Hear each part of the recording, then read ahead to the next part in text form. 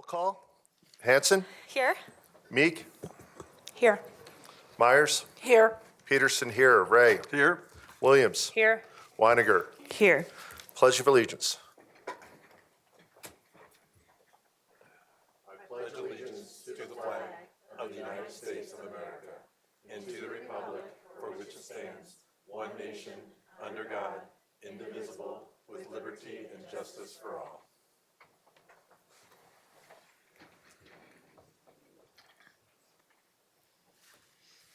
Moving to item number 3, we have the DCSD Spotlight featuring the Apple Awards recap video.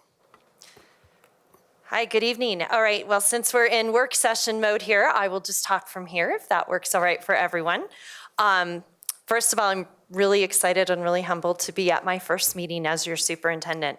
One of my first acts was to be able to go to the Apple Awards and just see all of our amazing educators and our amazing staff in action, and really the highlights for me were watching their videos about everything that they have done in the classroom and in our schools. And so today we have a recap of the Apple Awards here for you. It was really fun to stand up on the stage and reconnect and also just feel the joy as we gave the awards to these fantastic winners. So this video will spotlight the entire event, and I also want to do a shout out to all of the board members that came to the Apple Awards. I know it means a lot to the system, so thank you so much for doing that. And with that, here's our video.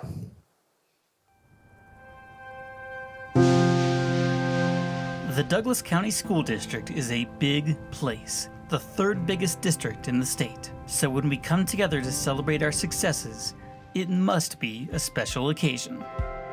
The annual Apple Awards are just that. Thousands of nominations are submitted every year. Representatives from each school and department are chosen. Over 180 representatives this year. Only 5 receive the Apple Award.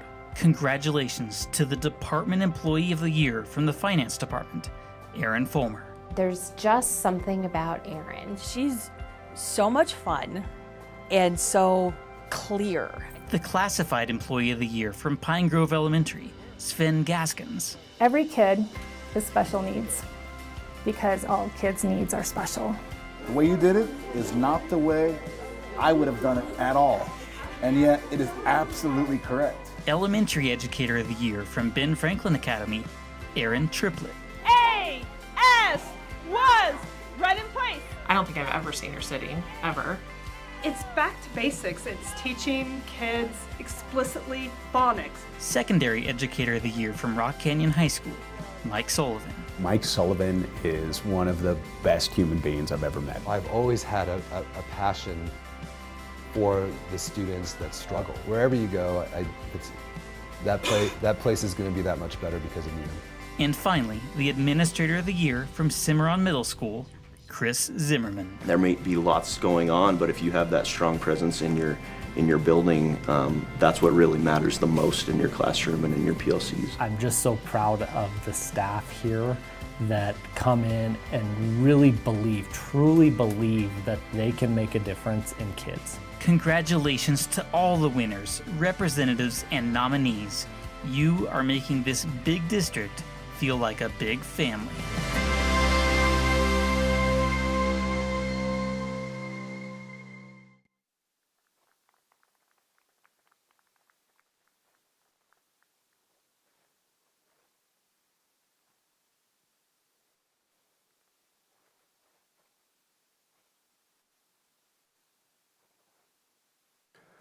All right, moving on to numbers 4 and 5, the superintendent reports, and we will have Superintendent Kane talk about her entry plan, followed by district funding and needs. Okay, well, good evening. So I would like to take some time tonight to talk to you all about my planned, what I have planned over the next 3 months with input from my amazing cabinet and the communications team. And I've also talked to our district leadership team about the plan and gotten some feedback from them as well. My main goal, of course, is going to be to outreach and to listen as much as I possibly can. So as I come into the first 3 months, here are my priorities.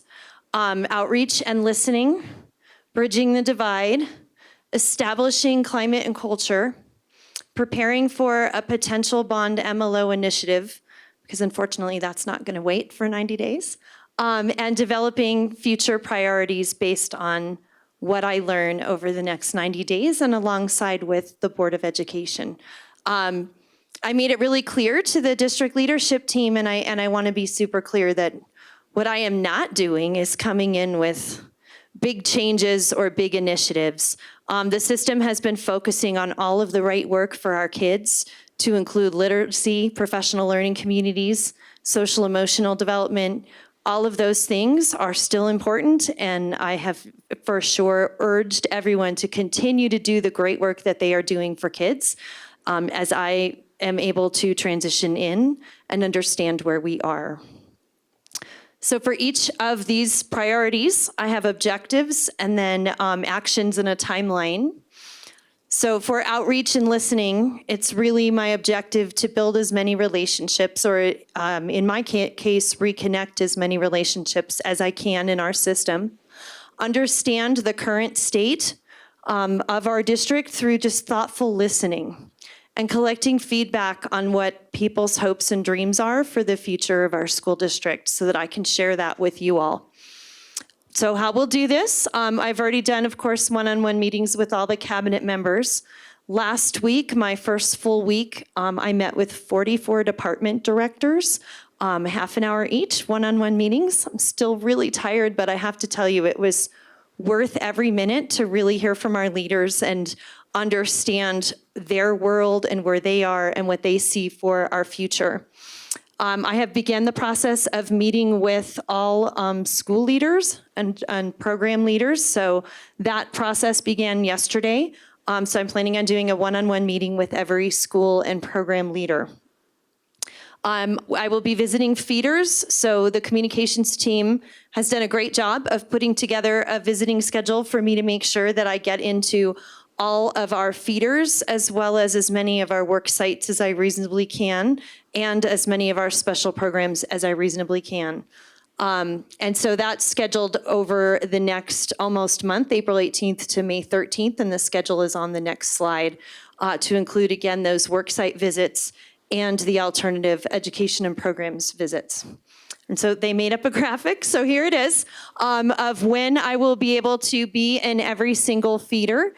And each one of the feeder visits will involve a morning meet and greet and an afternoon meet and greet for staff so that I can hit the staff whose schools start a little bit later, they can come in the morning, and the staff whose schools get out a little bit earlier can come in the afternoon, so that nobody's trying to come during their actual evening time that they would normally be with their families. And so that's what that looks like, 11 days trying to get out into the system everywhere possible. So the second objective, bridging the community divide. So the second priority, my objectives are to understand multiple perspectives through thoughtful listening, identify key issues and pain points for all of our stakeholders, and really just begin to build trust with me as superintendent, with our community. Actions and timelines for this, I have been reaching out to and meeting with some of our really engaged community members, and I will continue to do that. I have been meeting with board and superintendent committees, so that process will continue as well. In particular, I have taken over being the staff representative along with Stacy for the MBEC. And looking forward to getting in front of the other committees as well. I will be working on setting up meetings with key stakeholder groups. So really groups out in the community, and certainly if anyone on the Board of Education has a list of what key stakeholder groups you would like to see me reach out to, please share that with us. I will get out everywhere that I possibly can to really just, again, that thoughtful listening to understand where people think we are, what their hopes are for our future. And then community meet and greets in April and May. In terms of establishing climate and culture, this work has already begun. Developing a strong working relationship with the Board of Education is one of my objectives. And so I've already had an opportunity to sit down with each of you, and I hope to continue to do that monthly or more frequently. If any of you desire, I'm happy to do that.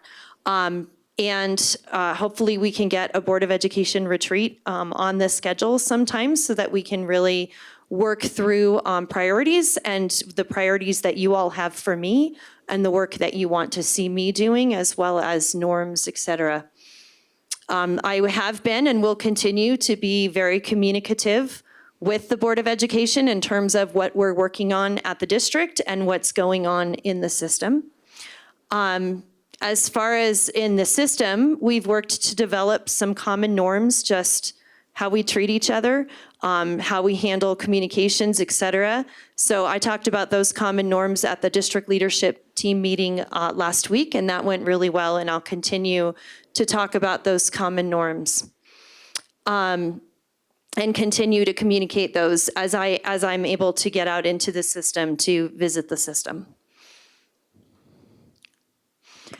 Okay, next priority, preparing for a potential bond mill levy override initiative. So certainly if the Board of Education makes the decision later this summer to put something on the ballot, I would like to make sure that we as staff have done everything that we can in terms of outreach and laying groundwork for that.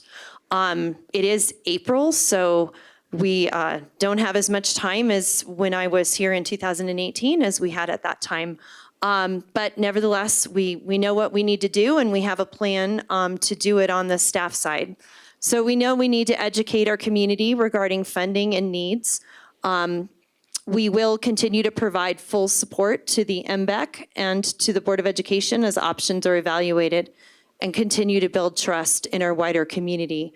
Specific actions, developing an education presentation. So that has been done and shared with MBEC as well as the district leadership team for their feedback. We've incorporated all that feedback in order to share it with you all tonight, and I look forward to getting your feedback on that messaging. Certainly, I'm not looking to communicate, to educate you all on how we are funded. It is, because you know that, it is more just the messaging, and if you feel comfortable that it'll resonate with our community. And so I look forward to getting your feedback on that. Then we have been working on developing a comprehensive outreach plan similar to what happened in 2018, where we have a matrix of all the areas in the community that we know we need to do outreach with. We further have information from the 2018 bond, both the polling information as well as the actual voting information, so that we know what areas we really need to target to be able to get our messaging out and to help, again, build an understanding in our community of how funding for a public school district, and our school district in particular, actually works. We will be training our key leadership on the presentation. And again, this presentation is just communicating how our district is funded and what our needs are. But really getting as many leaders trained on that messaging as we can so that we can get a lot of help, many hands out in the community talking about those things. And a lot of our school leaders are really excited to be able to do that and in their own community before school gets out. So that will be quite a push. Execute the outreach plan. So execute the first priority and make sure that I'm collecting feedback. That feedback will help inform you all on, where the community is at in terms of the feasibility of a bond mill, and that will go through MBEC. Polling would happen likely in May if the MBEC wants to make a recommendation to you all in early June. And then finally, we'll be supporting the MBEC as they look at making that recommendation. Okay, and then the last priority is developing future priorities. So this just involves setting up the groundwork for the future. So number one is hiring key cabinet and director positions. One of the reasons that I met with the district director so quickly last week is to get as much feedback as I could, because with Mr. Abner going back to Rock Canyon and the need to fill Mr. Rundle's position, we really wanted to take a look at what structure made the most sense going forward, and in terms of what responsibilities would be under each position. So those things need to be determined in order for us to post. Andy and Danelle and I have spent a lot of time working together on looking at what that could look like. So we're pretty close to being able to have an organization structure so that we can go ahead and post those positions. I need to assess current state in all areas, and I list a few here, but truly I need to know current state in all areas, but especially literacy, special education, social emotional learning, professional development, finance, parent engagement. I know how passionate you all are about parent engagement and had just put the parent engagement policy in place not long ago. And of course, compensation. So that list isn't exclusive of other things, but I really need to understand the current state of all of those things in order to make recommendations on how we can best move forward. Deliver a detailed plan to respond to the Board of Education resolution concerning DCSD's culture of individual excellence and inclusion. That's a really long one, so I'm just going to call it the board resolution for the moment. But I plan to give you a plan. That is a lot of plan, but we're starting to outline an approach to that resolution that will involve reaching out to stakeholders, the Equity Advisory Committee, and understanding what people want to see, what people don't want to see. And as I've stated throughout my interviews, I really do believe that 95% of those things are going to be we all have in common. But I really want to get that laid out and put into some kind of superintendent implementation plan or regulation to be able to present to you all, along with any areas, just sharing that feedback with you all if there are areas in the policy that the community perceives as unclear, and then let you guys decide the policy side, but at least I can put together a superintendent implementation on how that would look. So I will get a detailed plan to you on what that would look like and the timeline. And so that is, I will be presenting that sometime, I think down here, I said in May. And then write recommendations, make recommendations during the board retreat. So as I'm able to really assess current state in all these different areas, I hope that I can share a lot of that outreach and a lot of that feedback with all of you as you are thinking about your vision and your priorities moving forward and your priorities for me. All right, so there's a bunch of actions, most of which I wove into my remarks. So you can kind of see the timeline on all of those different pieces. So again, this priority is really about laying a foundation for moving forward. So that is my high-level entry plan, and I am happy to take questions or feedback. Tell me if you think I'm going in the direction that you hoped I would, and so with that, I'll open it up to you guys. Any director questions?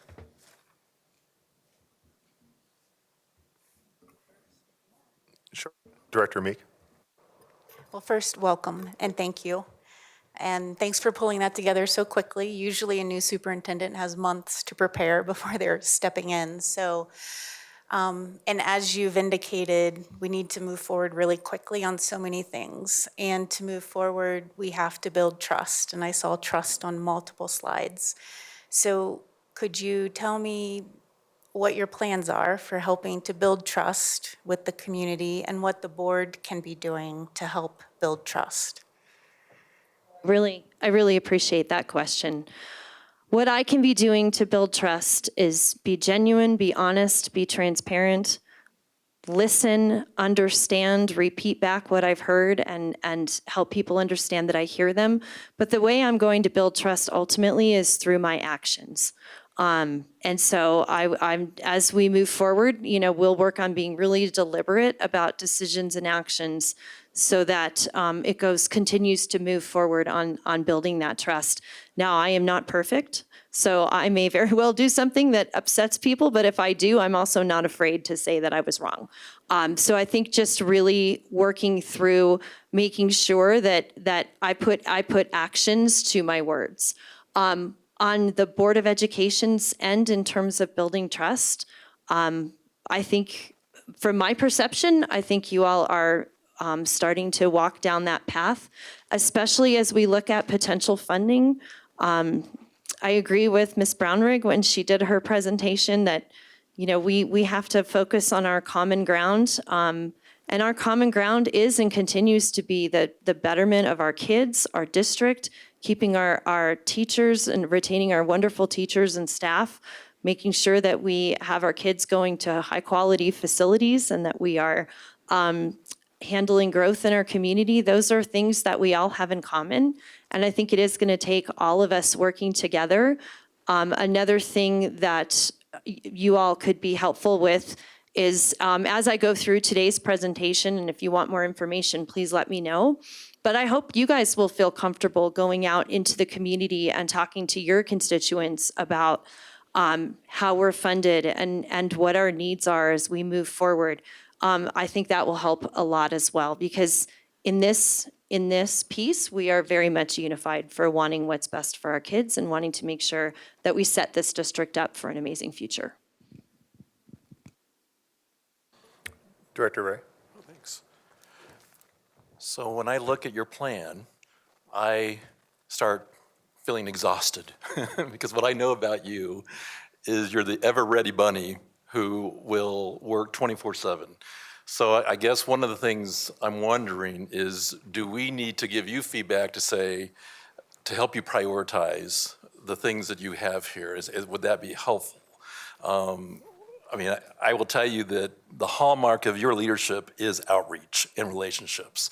I have always appreciated that about you. You are accessible, you affirm our people like nobody's business. And so when I look at your calendar and I see this back-to-back kind of calendar, there's a part of me that says, do we need to tell you, that there's some things you can let go during these next 2 months, because this is a lot on your plate. So I'm wondering what kind of feedback you want. Do you want us to give you some of that, or do you want us just to let you do your thing and run yourself ragged like you do? Peel me off the pavement when it's over? Yeah, right, right. I would like feedback on priorities for sure, because it is a lot. And even, I think I'm on day 9 and I haven't slept much for sure. But I also, as you mentioned, Director Ray, I also know how important it is. There's nothing more important right now than listening and talking to people. I'm hoping to combine some efforts. So while I'm outreaching and talking and listening, can I also tell you about funding? I'm just hoping in many ways to be able to combine some of those efforts. But if there are things that you see on there that you feel like, Erin, this is just way too ambitious, I'm happy to take that feedback.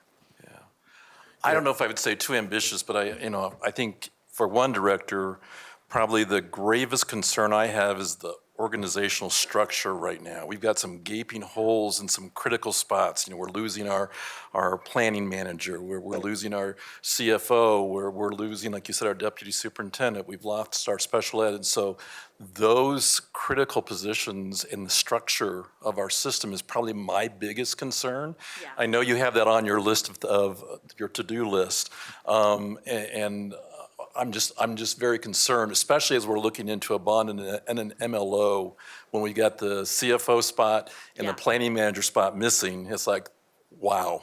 Yeah. So I'm just wondering kind of where that fits, and that's a priority. So that is definitely at the top end. As I mentioned, that's one of the reasons that I spent my entire first week with our district directors, because as you know, coming in and changing your organization in any way, and especially quickly, can be really hard. So I wanted to make sure that I got as much feedback as I can, because I don't have the luxury of a lot of time. I want to make sure that we fill those holes, but I need to make sure that those holes are going to work going forward, that of what those actually look like.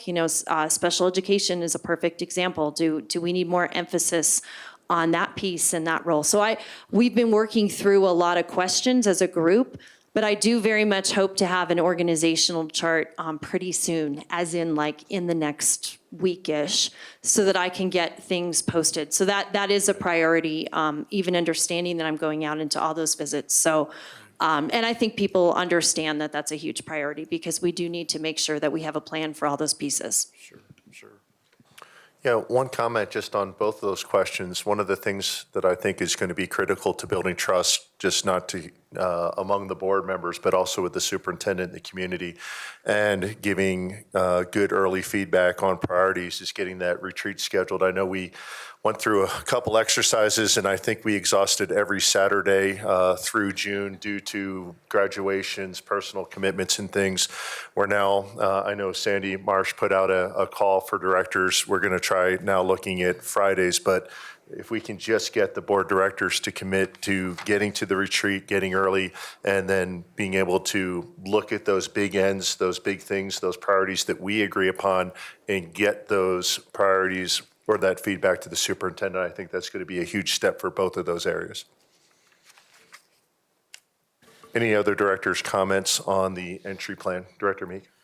Yeah, well, you know how I feel about the retreat. I wanted it months ago, but until we can get it on the books, I think one thing we could do is follow board policies and follow the rules that we've established and put on the board calendar when you're speaking for the board at an event, and maybe not speak for the board at an event if you haven't received approval to speak. So I feel like in between every board meeting, we have violations that are happening. And I think that takes us backwards from being able to create trust with the community.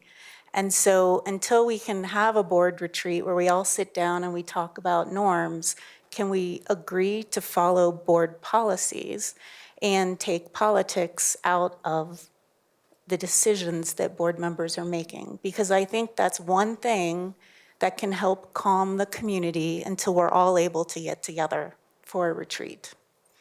Yeah, just to be clear, are you referring to recent press releases? Are you just talking about board members going out and exercising their First Amendment rights? Or are you talking about specifically talking about board decisions and policies? I feel like I'm talking about a lot of things. So there was a luncheon that I believe you spoke at, right? And if we can, Okay. if I can, we're now talking the future entry plan, and we're getting way off topic. Sure. So I You would like asked, you so to. I was just answering. Right. I would like you to address that in a separate meeting. But any other questions for the superintendent on the entry plan or her priorities? So I'll just wrap up with trust. I think for you to be successful with our community, with us being successful for any kind of future election, we need to be building trust and operating as we've told the public we would operate through our board policies. So I would ask you to please bring forward any violations in board policies that you see, because that's part of our policy as well. And I think the more that we can stick to what we have told the public we would operate like as a board, I think we would be helping you build trust, and we would be making our community much stronger in that process. And Director Ray. I'm going to come back to your plan. One of the things that, as I looked through your plan, one of the things that resonated for me, and I was really glad to hear you speak to this tonight, is the work that's already been done. How do we honor and capture that? You know, we had I think, a really incredible presentation at our January 11th board meeting that talked about the future needs of our district and in each department, whether it was special education, whether it was security, really outlined, I thought, a very comprehensive assessment of where we are. And so I want that to be encouraging to you, because I don't think you have to start from ground zero.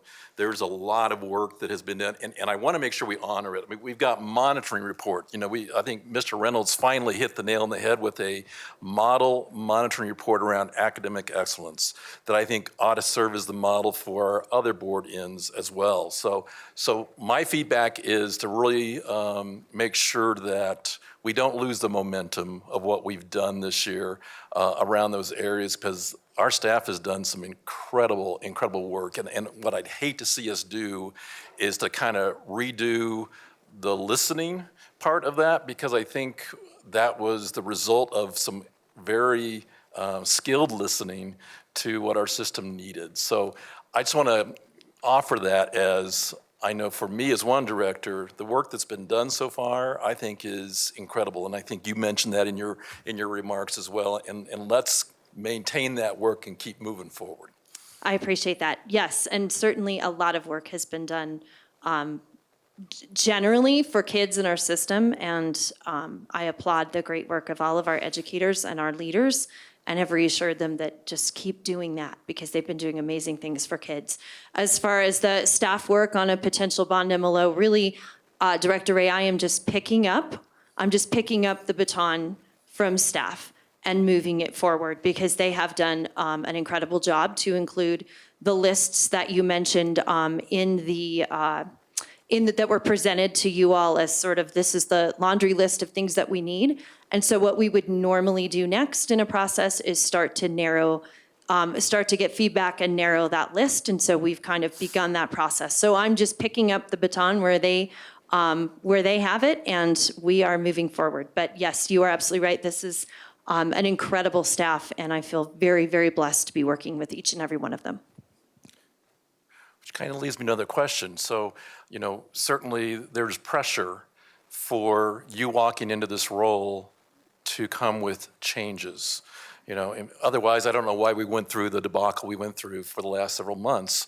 So I think, so how will you navigate that? Because you clearly said what I would want to hear, and that is, I'm not coming to make drastic changes. I'm coming to just continue to navigate and honor and capture the great work that staff has done. How will you navigate that external pressure that says, oh no, we put you in this role to make some drastic changes, which we still don't have a clear vision on what those are. But I'm just wondering, how will you navigate that work with your entry plan when people are saying, Aaron, I want you to change this yesterday? Is that a fair question? I haven't received any feedback of Aaron, go in and make drastic changes. I don't think that's ever a good idea for a system. And until I really understand where we are, we have areas I've already assessed from talking to our 44 directors. We have areas that we can improve upon, but we also are doing amazing work. And so my job as your new leader is to assess all of those things. Where are we? Where can we go moving forward? And where are the things that we need to work on? And that's what I want to bring to all of you at the end of my entry plan.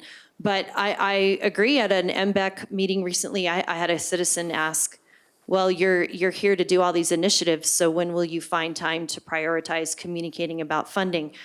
There aren't any big initiatives that I'm aware of. I mean, I need to get that direction from the Board of Education. So right now, I'm really looking at outreach and listening and making sure that I understand exactly where our system is, exactly what we have going on, and what work we need to continue to support and promote and do amazing work with, and what areas we need to pay some attention to, just like any new leader would.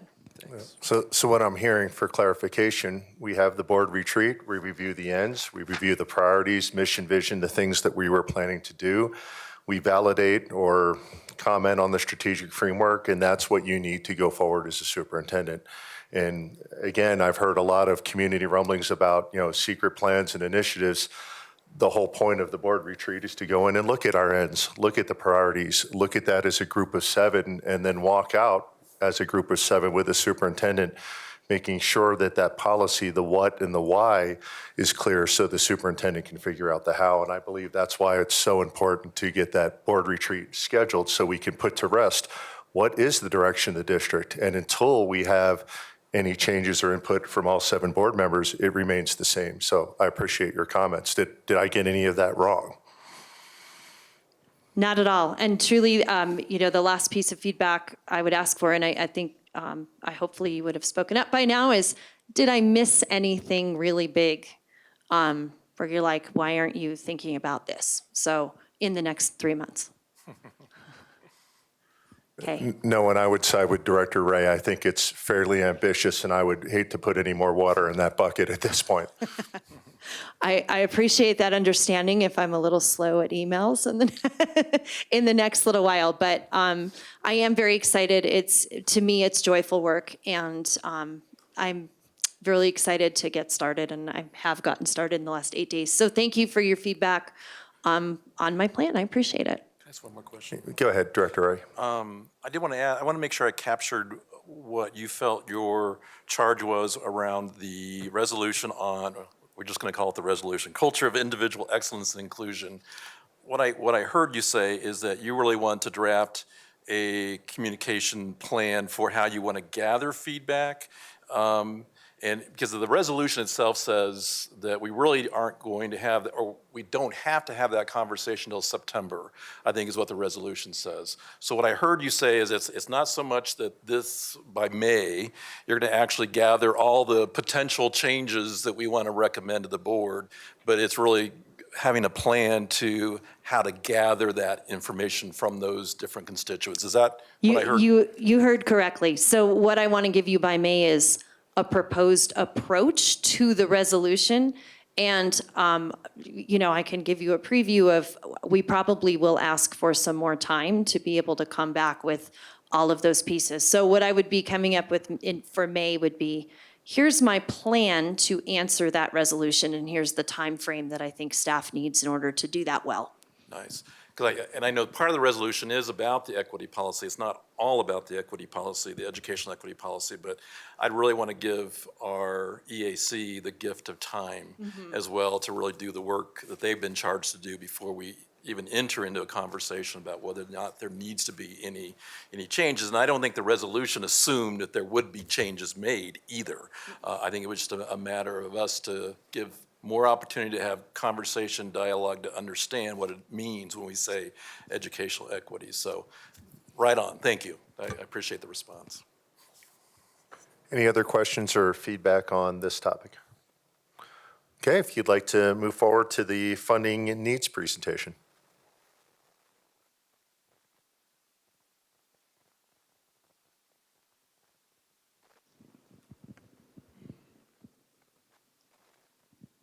So I do want to make sure to give a huge shout out to both communications and finance. They did a lot of work to help make sure that our numbers were good and to help make sure that the graphics were good and all of those things. You may have some of the original graphics might have been me in the middle of the night trying to make something up. So thankfully I got rescued. All right, so this is just. So I want to frame this with the intent of what I'm showing you tonight. So this is, me taking the baton that has already been, a lot of work has been done, a lot of groundwork has been laid. But our next natural step in this process is to get out into our community and really help them understand how we are funded and what our challenges are.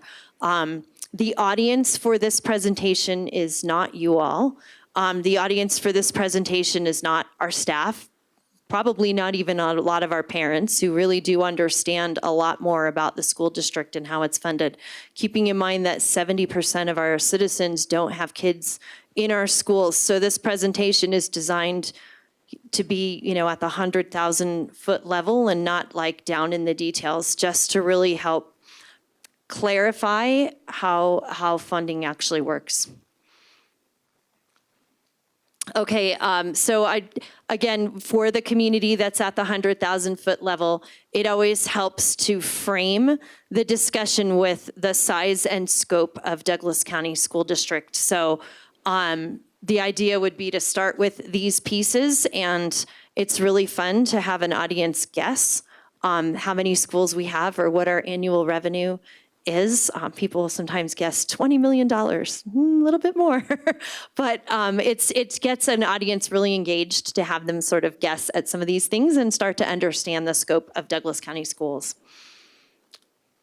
And then we really kind of start with what do we offer our kids and what do we want to continue to be able to give our kids. This is all about our kids. It starts with our kids, it ends with our kids, because it's always about our kids. We want Douglas County to be a destination district, and none of this implies that it isn't already a destination district. We want to be able to continue on this trajectory for Douglas County to be a destination district where it's an amazing place to work and go to school. We want to make sure that we have college and career pathways that really work with local industry to create a pipeline for our local community. Because again, that's who we're speaking to, and we're speaking to most often the 70% that don't necessarily have kids in our schools. Of course, we want to continue to have excellent schools for our kids, schools that are a point of pride in our community. Not just for our kids, but that are truly a fabric of our community, a fabric of our neighborhoods. So that's just, again, really starting with our kids and then moving forward with some of the challenges that we're facing. And this is really high level, but you know, our biggest challenges on a really high level basis is staying competitive. And so to demonstrate that in this particular instance, we show the average educator salaries across the different school districts in the metro area. In 2008-9, I think is that first year, we were right in the middle of the pack. We're the big bold dotted red line. And now that we're into 2020-21, we are at the absolute bottom of the pack. I think most people truly understand that we need to be able to retain our employees and attract employees based on not being at the bottom of the pack. And we have to deal with the challenge of growth. So we really are looking at growth in our district. We also are dealing with the challenge of decline in different parts of our district. But unfortunately, you can't really pick up a school from one neighborhood and plop it 6 neighborhoods over. That's not how that works. So, and again, along the lines of the fabric of our community, which our neighborhood schools are the fabric of our community. How is our district funded? So really high level. We have our total funding is funded using property taxes and a state equalization fund. And it's really important to understand that our funding is fixed each year by the School Finance Act. So we get a bucket every year from the School Finance Act. This is what your bucket is. And the bucket is, it's backwards. Yeah, I just noticed that. Our bucket, the bottom would be local property taxes, and the top would be state equalization.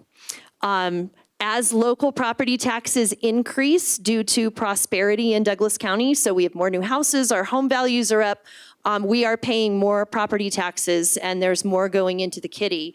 And as that happens, when we get more local funding, all it does is decrease the state's share. So this is the #1 misconception among our community that doesn't pay attention to all this every day and don't have kids in our school.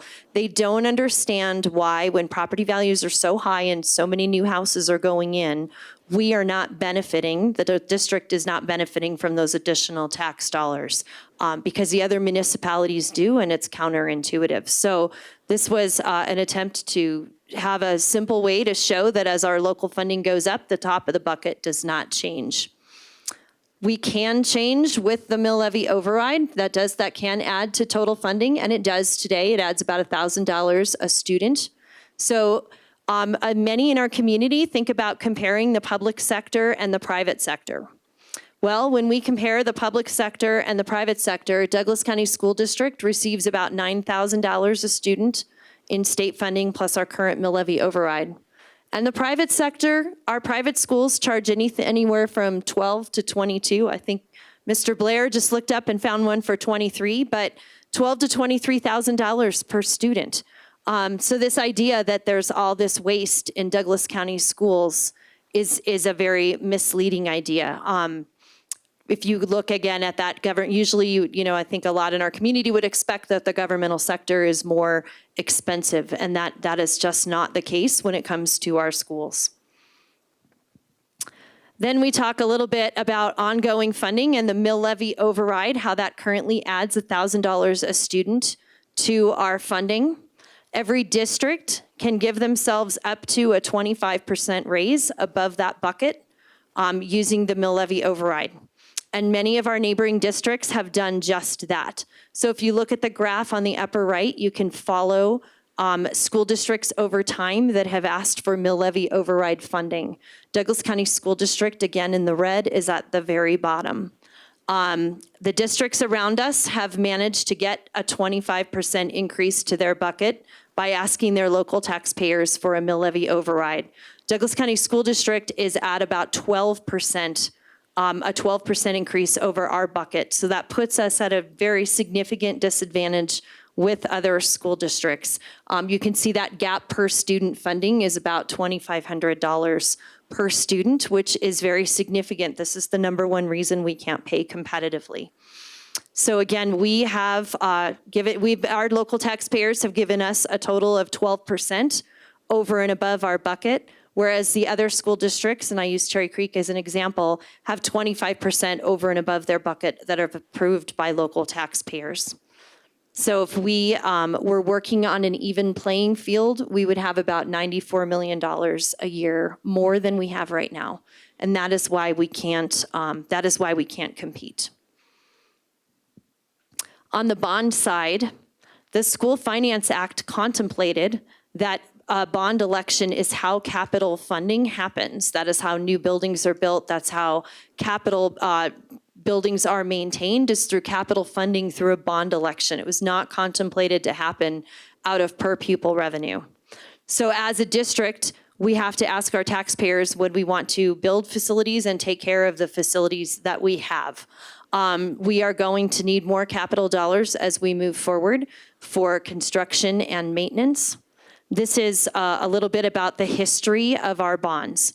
So what bonds we passed in what years. And because we went so long between 2006 and 2018 without a bond, what our 2018 bond essentially paid for is all that maintenance that was deferred during all that time. So we were in a position where we had to be looking back to cover all of that maintenance. And now we really need to be looking forward as to how we can continue to sustain our district. We have 111 buildings, and it costs $20 to $30 million in annual capital repairs and maintenance to take care of our 111 building, and all of that funding is contemplated to come from a local bond. The last time we built a neighborhood school was in 2010. So it has been a very, very long time since we have built a neighborhood school. We've been kind of trying to get along. Our taxpayers are always going to want to know where the money goes, right? Don't ask me for anything until you tell me where the money goes. This is our general fund, and the blues, the 3 shades of blue, demonstrate that our money goes to our people. The 3 shades of blue are salaries, para is part of our people, and benefits. So those 3 areas, that is where the vast majority of our money goes, is to take care of our people, which then usually leads to the question, what about all of those central administration, what about all the money that you're wasting on people at a central level or an administrative level? And actually, in fact, Douglas County School District has an incredibly small central administration in comparison to other school districts. And I actually put a real world example here just to demonstrate that. Our school district's human resources department has a staff of 23. So there's 1 HR employee for every 370 of our employees. Jeffco has 45, or a 1 to 200 ratio. And Denver Public Schools has 137. That is almost 5 times more than we have at a 1 and 102 ratio. So and that is true throughout our departments, that we just have a very, very lean administrative staff. And so that is always one of the first questions the taxpayers want to know. 85% of our general fund is spent on our people. And that's where our money is, and that's where we need to get more competitive. So we talk a little bit more about paying our teachers and staff competitively. This is our average teacher salary in 21-22 relative to other districts. Again, we are the red at the lower amount. As you guys get closer to thinking about what kind of question you might want to ask or what you might want to ask for, which is later, I think it'll be important for us to communicate where that's going to put us, because it's sure as heck not going to put us up on top there, at least get us somewhere in the middle. I also think it's important to point out this is not just teachers. We are not competitive across the board. Our assistant principals are 10 to 12% below market. And leadership matters in our schools too. Our educators matter, leadership matters, and all the amazing support staff that enable us and enable all the great things our teachers do for our kids every day, they matter too. And so if we just look at a couple of examples from our support staff, our campus security specialists, these are the folks that are in our high schools. They're our first line of defense to keeping our high schoolers safe, and they start at $15 an hour. Our educational assistants, who often work with our students with special needs or are able to help out on the playground and around the classrooms, they start at $12.81 an hour. And I do think our community can relate to the challenge that we have, which is here are the starting salaries of some of the businesses around us. Our EAs can make $19 an hour if they go to Chick-fil-A. And that is just a really, really hard reality. And it's one that we're going to have to deal with, because we want to make sure that not only can we continue to do fantastic things in our classrooms by educators who are paid competitively, but we also want to make sure that those educators have the support structure in their schools, in Central, everywhere, that is able to support them. And we have to be able to hold on to those folks as well. Oops. And just to look back on what we spent our 2018 MLO on, our mental health support for students, which is so desperately needed, especially as we're coming out of COVID here. We're really happy that we have this support from our community. A counselor in Levy Elementary School and more counselors for secondary students. We were able to begin to close some pay gaps. We were able to raise starting salaries, but raising starting salaries by itself is that honors the people who are coming in, but we need to hold on to the people that are already here and make sure we're taking care of them. Expanding our career and technical education programming, and modest increase in our school budgets. And then the capital funding, again, looking back at all of the maintenance projects that have accumulated over the last number of years. We did use the capital funding to purchase the former Wildlife Experience building instead of spending more money to build something at Pine Drive. So we're excited that that was a really good use of taxpayer dollars versus what we had previously planned to do. We're glad we had that opportunity. Enhancing safety and security at each school, and addressing some IT and transportation needs. And so looking forward, and this, Director Ray, is from the list that has been previously presented to you all, although it's just a little consolidated. But these are the things that we have ongoing in order for us to continue to be the amazing school district that we are. Compensation, again, keeping it competitive, safety and security, mental health staff and programming, and professional development. And as far as our capital needs moving forward, we need some new neighborhood schools. We know how much neighborhood schools are the fabric of our community. And I often get the question, well, why should my taxes pay for a neighborhood school in Crystal Valley or a neighborhood school in, Sterling Ranch? Well, if you live in Parker, the taxpayers in Highlands Ranch probably paid for the schools that you have. This is how the law contemplated it to work. We need to do expand some existing schools in order to accommodate all of that growth. And then we need to make sure that we're taking care of all 111 buildings by looking a little more proactively at capital maintenance instead of reacting to past maintenance needs. And then I wrap up again with what do we want for our kids? And that really this starts with our kids, it ends with our kids, it's always about our kids. And again, we want to continue to be a destination district. We want to continue to be an amazing place to work and go to school, and we need to maintain the momentum that we have. And in order to do that, we've got to take care of our people who take care of our kids. The college and career pathways, working again with our industry to make sure that we're creating a pipeline for our community. So even if you don't have kids in our schools, you probably have a business in the area or have business interests in the area where you're hoping to get our graduates into your companies with the skills that you want, and making sure that our schools are always and continue to be a point of pride in our community. So, feedback. Just to start off on the feedback, I appreciate the context of who this is targeting for the audience. Couple things there just on this one while we have it up. If we could mention the service pathway as well, because in our mission and vision, we do have those three pathways, the direct entry into the workforce, the post-secondary, and the service. We may have some folks that feel left out if we admit that one pathway. Thank you. And then the second one here, I know that there'll be future briefs and recommendations from NBEC and others on very specifics and targets. However, I think it's worth here, I think you alluded to it, but I would like to see it explicitly said that we are searching for some type of normalization of the bond cycle. You have that giant gap in there. I think everybody gets that we should not repeat that, but I think explicit messaging at this level to say we can't do that in the future because it's just dysfunctional. It was too destructive. Yeah. Yeah. Oh, that's fair. Would be good. I appreciate that. We are frantically taking notes over here. So Other directors, Director Meek? I really like the look and feel and the readability and everything. It might be easier to have numbers on the slides for questions, that's all. So I'll try to, I can't tell you what Very good. slide, but the per pupil revenue from the state and local slide, I think. where we got the bucket backwards.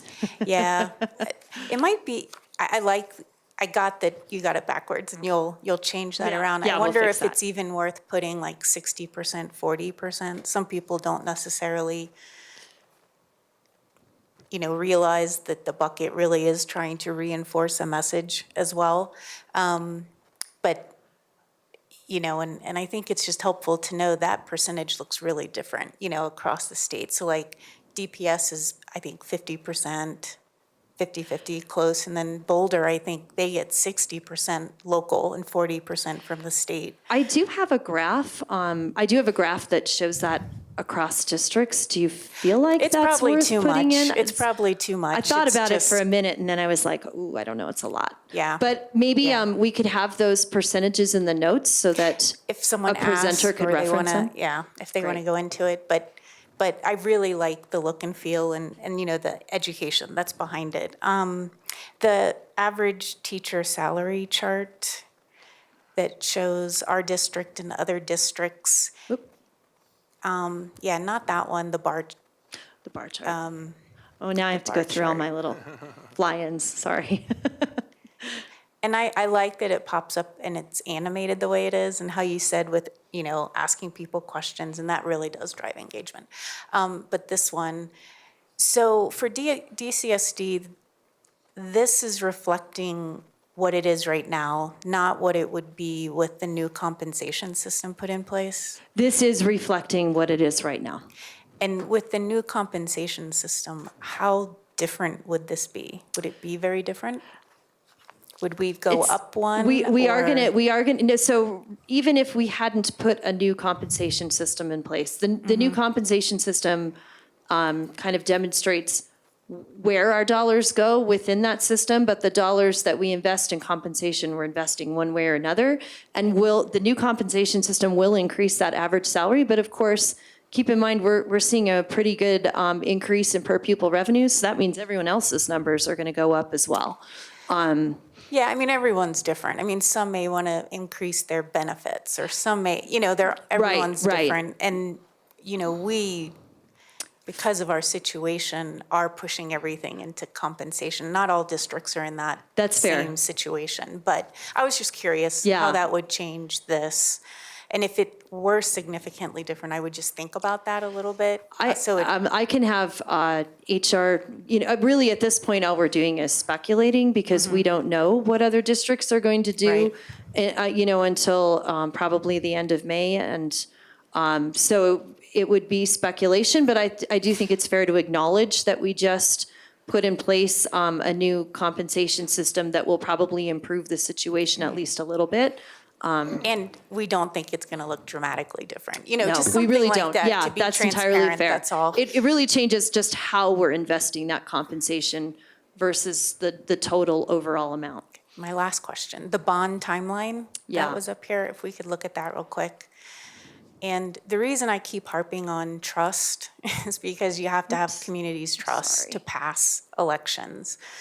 And going that long has been so detrimental to our district. And in 2009-10 is when the reform board years started.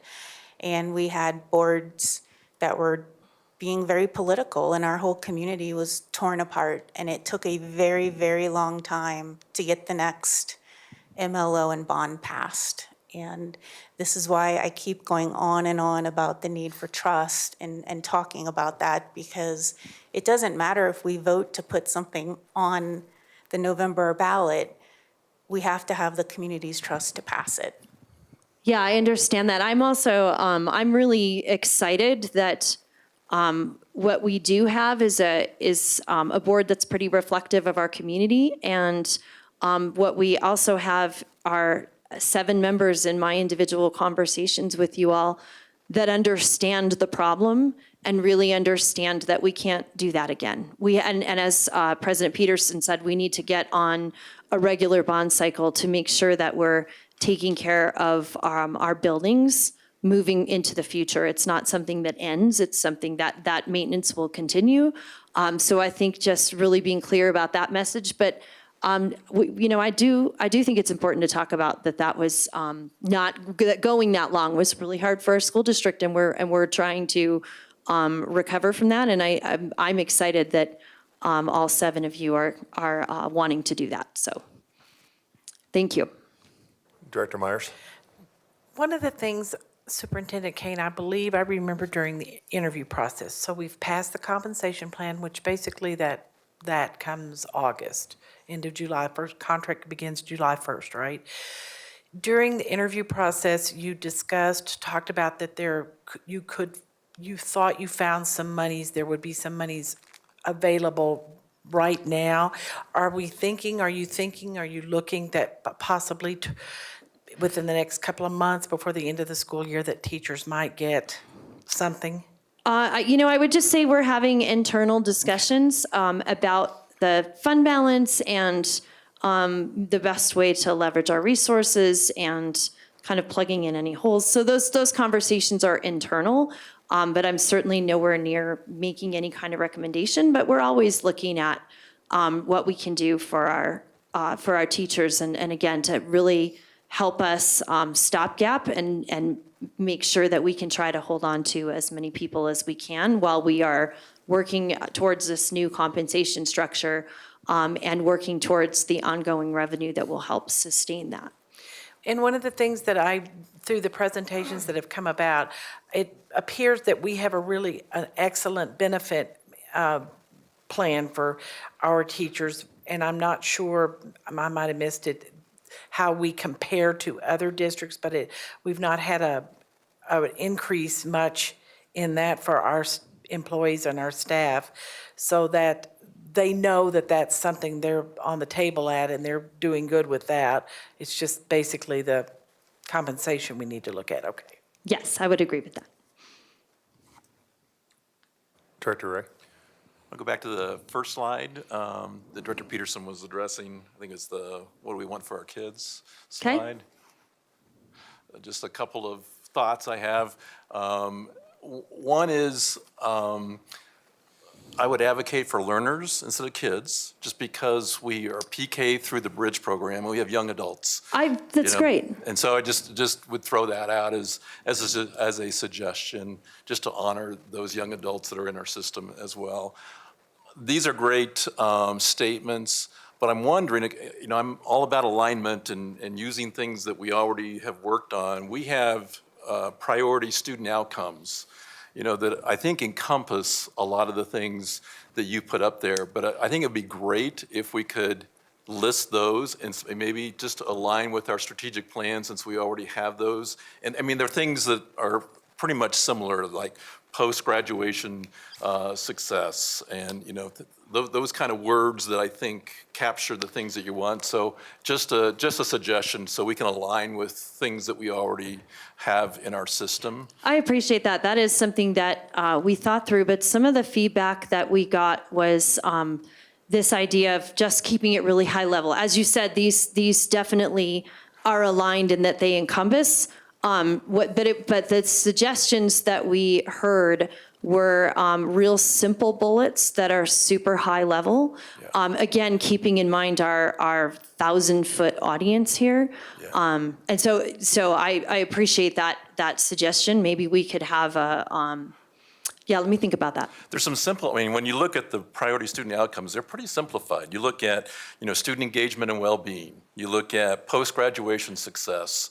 Those are, to me, that's pretty concise. But like I said, it's just hard when we have kind of these random things where it's like, okay, now we've got these statements that are desired states, but we also have priority student outcomes that really came from a lot of work and process to come to those. So just a thought, but I appreciate too the high level and wanting to put it in language that our community can really Get their grasp arms as around. well. Yeah, thank you. So I appreciate that. Is it okay for me to continue? Sorry. Jump in. I saw you frantically writing, so I know. Always taking notes. So I want to capture a little bit. I think Director Peterson and also Director Meek talked about, that ongoing need for us to look at how do we get into that cyclical model of letting taxpayers know that this is not one and done again. But on the slide where we do the MLO ongoing funding history, yeah. I'm wondering, one of the things I think we really need to do is affirm our taxpayers for what they did in 2018.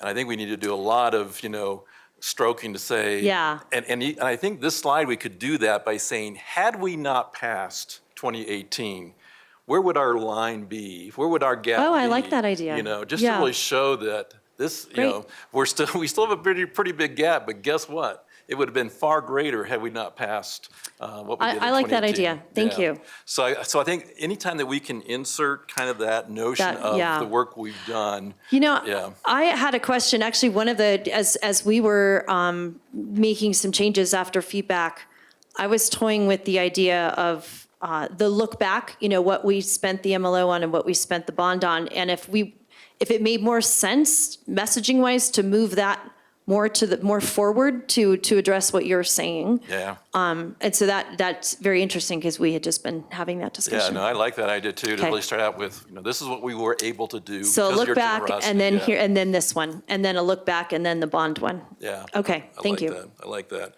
And then I think the next slide, average teacher salary, somewhere. You're going to make me do all of this clicking again. I'm going to be a clicker by the time this. Yep. And then go ahead and bring up your assistant principal. So one of the things I just want to say hallelujah to is just your emphasis of this is about all our employees, and not just our licensed employees. I mean, this is about our departments, our department leads. It is. As I've been out in schools, this assistant principal is a huge issue. It is a huge issue. Yeah. It is a huge issue in our schools. And what I'm wondering is, when we did the gap work from 2018, where we started to do some of that work with looking at market analysis and filling in gaps, we got a lot of blowback when we tried to adjust assistant principal salaries at that time from people that said, oh, the MLO was only supposed to go to teachers and not administrators. Like you said, there's this narrative that we're wasting dollars on top heaviness. And I'm just wondering, since you kind of lived that, how do we get that narrative? Like you said, leadership matters. I heard you say that loud and clear, music to my ears. How do we get that to where we don't go back to this narrative that was being spun in circles that said, well, they didn't spend the dollars the way they were supposed to? I think this is how we do that. We're super clear about, we're super clear and unapologetic about the challenge and competitiveness right now for us is across the board. It is in leadership, it is in teachers, it is in our support staff. And so I think just really making sure that the messaging really talks about all of those things.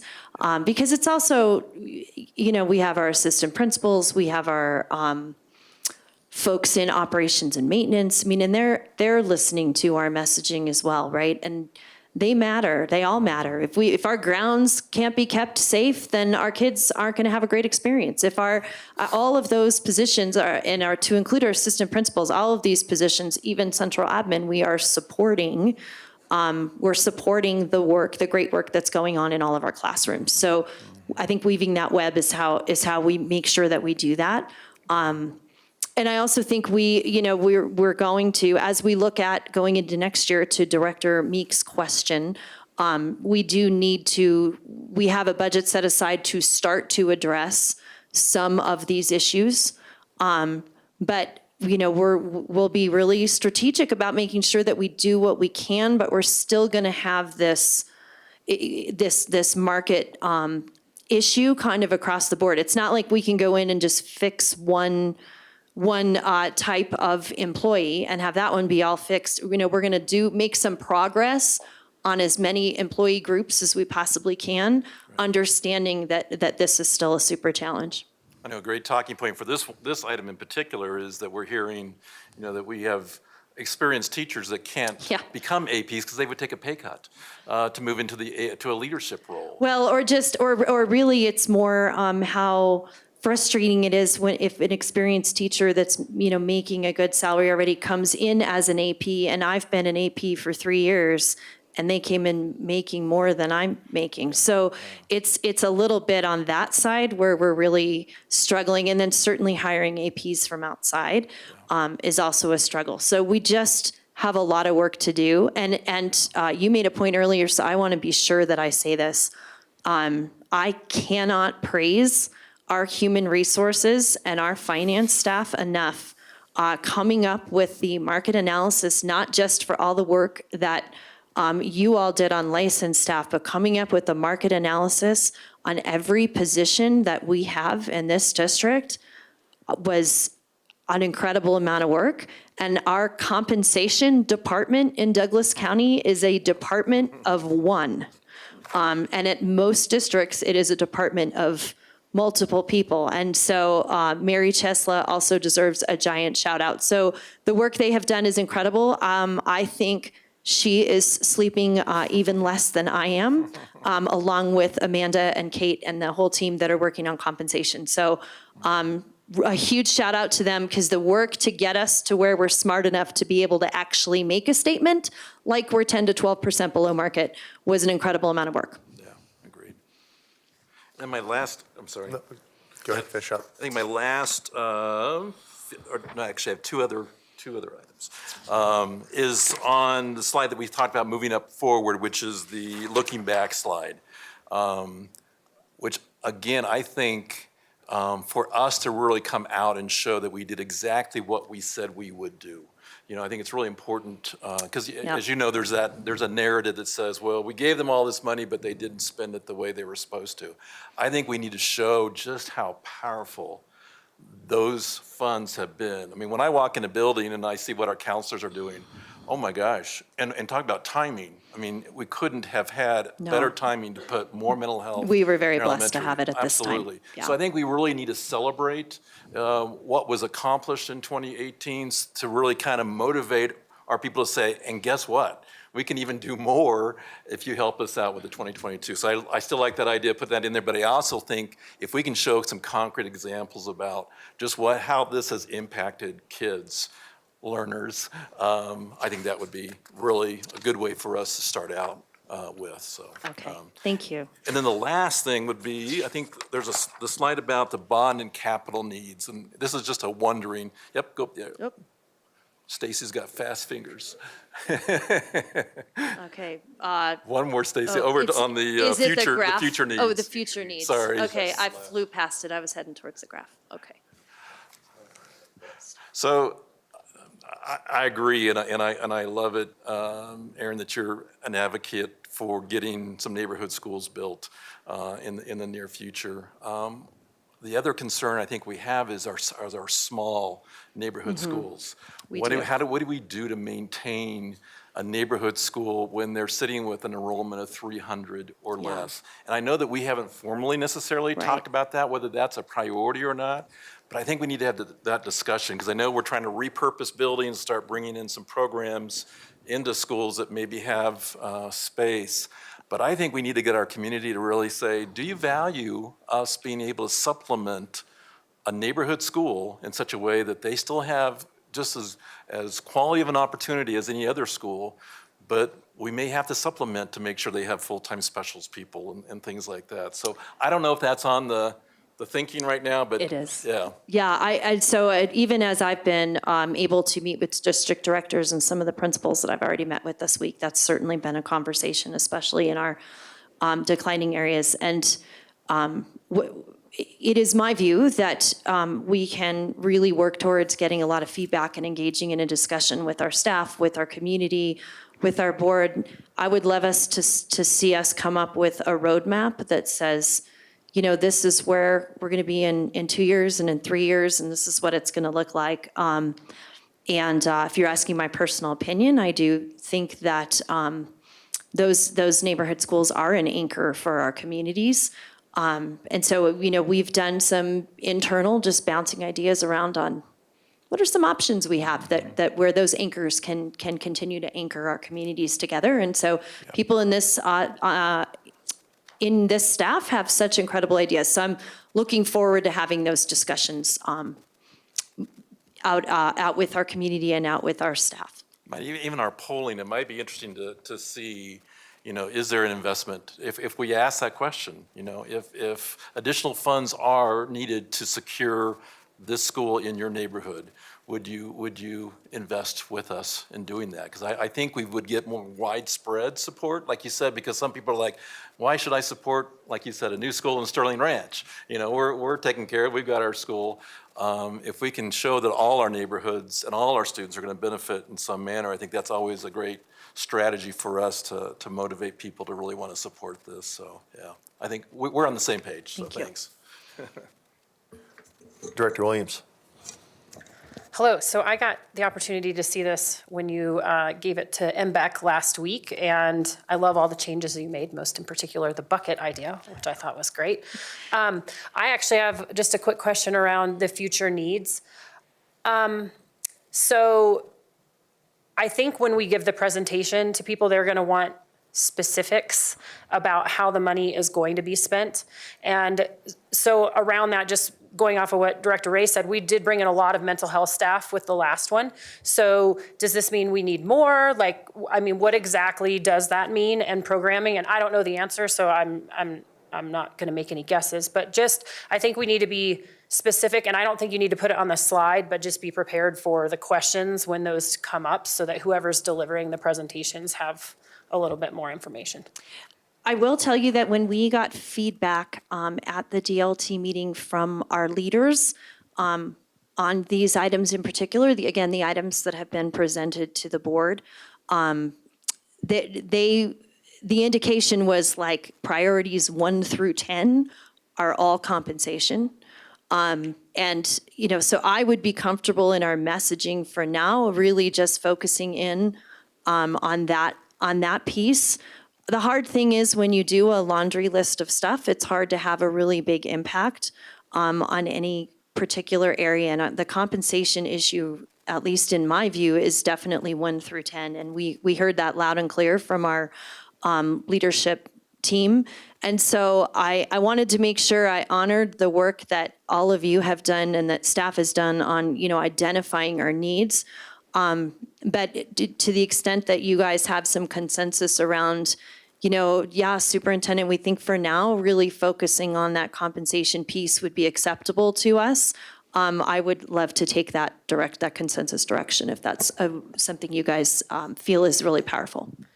Yeah, I 100% agree. I think less is more, and like you said, you can have a bigger impact if you make your needs or fewer needs. You can have a bigger impact, and I certainly believe that our staff in all areas deserve to be compensated. So I do think that, not that I don't think the other 3 things on your list are big priorities, but certainly compensation. The truth is compensation hits the other 3 things on our list, right? It was hard for us to hire all those counselors. Let's help us keep them, help us hold on to them by paying them competitively.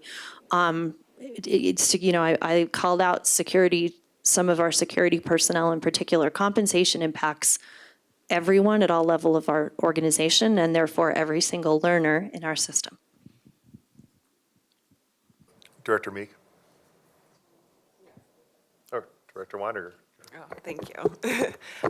Erin, I just want to say it's a great job on this presentation. It's very visual and easy to follow, and I really appreciate all the work you've put into it. I was mostly wondering where you were thinking how this would, or where this would be presented and to bring more awareness, or where you visualize that, or who's presenting it and all that. Go for it. So we are next up with our MBEC tomorrow will be to start talking through an audience matrix. So we had a good conversation last week where Superintendent Kane presented this. We got their feedback and also talked about election results. Who was likely to vote yes on an MLO bond? We joked around about it a lot that it tended to be men who were older voting no. So there were some jokes about that. But we did talk through, like, we really do want to put our energy in those places, which tends to be that 70% without children. Where are they? How can we reach them? Who knows who? So that's the work we're going to really be focusing on tomorrow night as a starting point. There are some members of the MBEC who are wanting to go. I mean, they want to go give this presentation 2 weeks ago. So we're going to talk through what makes sense. If somebody has a connection, does it make sense for them to give the presentation? But we also want to empower our principals to give this presentation to their groups, whether that be their PTOs, their SACs, their staff, cabinet, and others to be able to give this presentation, board members to be able to give this presentation. So there'll be a lot of dividing and conquering, but I really want to go through that audience matrix and prioritize that first tomorrow night. I would also add that in some cases, and the principals brought this up for sure, you know, to the extent we can get this in front of them and they feel comfortable. Some of them are trying to arrange a feeder SAC meeting where they have me come, and some of them are like, no, I've got this, you know, we'll do whatever. But they're preaching to their choir, right? I mean, telling their staff and their SAC. But what this presentation, I hope, will give to the folks that hear it where we're preaching to the choir are sort of those quick little boxes that they can talk to their neighbors about in the elevator. Hey, did you know Douglas County Schools gets $9,000 a student, and the private schools are charging like $12,000 to $23,000? So just some little snippets that they can take away as they're talking to their neighbors and their parents. So many of us have parents in Douglas County, right? Their neighbors, their parents, whoever it might be. So that was part of the intent here. Thanks. And I also agree with Director Ray's feedback on mentioning more of how it'll benefit our kids, our learners, because I think that'll be impactful, definitely. And then just one more question. I also liked his idea about showing if we didn't pass that MLO, how much more of a gap it would be. Yeah. But also looking forward, if there's any other school districts thinking of passing an MLO this year, I don't know if we're aware of that, but just showing, hey, this gap might even get longer. I don't know if that information's available or not, but it could be impactful as well. Most of the other districts have hit their 25%. So, at this point, so they can't make it a whole lot worse. They can still make it worse, just not quite what we were experiencing in that decade where, they were just flying up. Now they're a little bit more limited, but I think those are all really great points, Director Weininger. Thank you. I didn't think about this earlier, but have you considered putting federal funding on there? And are you thinking about questions that might come in around ESSER funds? And I don't want to make it more complicated, but I also think there may be stories in the news around federal dollars that are out there. And I know our district looks really different than other districts. And so have you thought through the pros and cons of delving into that additional information?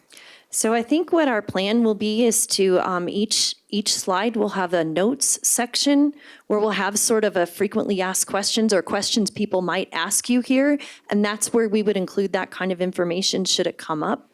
But delving into it and visually, maybe not, but just making sure that we're prepared. So that's something else we need, and that's something Stacy has done just a great job of making sure she's hearing all the questions that are being asked on the different slides so that our presenters have some notes to be able to refer to.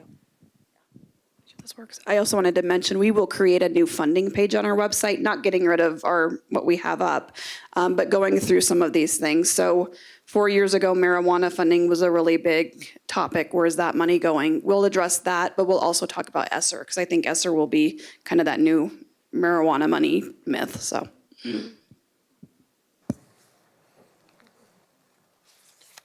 Yeah, just one more, not for this presentation, but I heard some things around trust. I heard some things about where did the money go? How do we get in front of the narrative? One of the things I would ask you, take back to MBEC for future granular briefs, and when they get to the specific asks, is consider how tight you want to write that bond language and that MLO language, because I think really tight language gives people trust and confidence, but really tight language also potentially, well, not just potentially, it reduces the flexibility of the district in out years for unknown things, inflation, building costs, all those other things. So just consider that balance, because I think if we can write this as tight as we can while maintaining the flexibility for staff, that may be a good way to build trust with the voters across these issues, because they're really going to want to know not just generally where are things going, but they're going to kind of want to know how that pie might be broken down. So just a thought for future briefs. I think it's too granular for this one.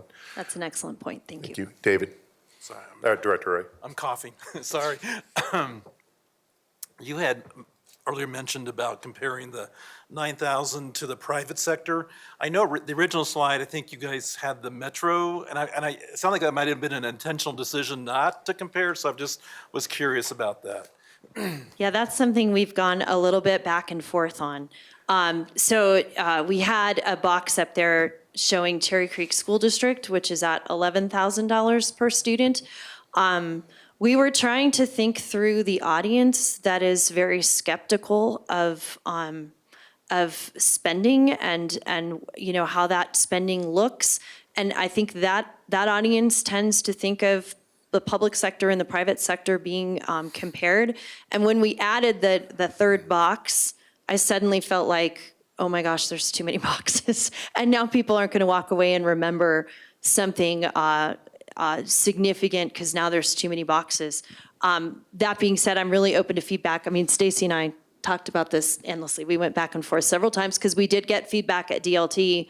Well, we don't care what the private schools are doing. Put up, another public system. But I think we have to consider the audience that's really skeptical of how we're funded. They're going to be equally as skeptical of another public system as they might be of ours.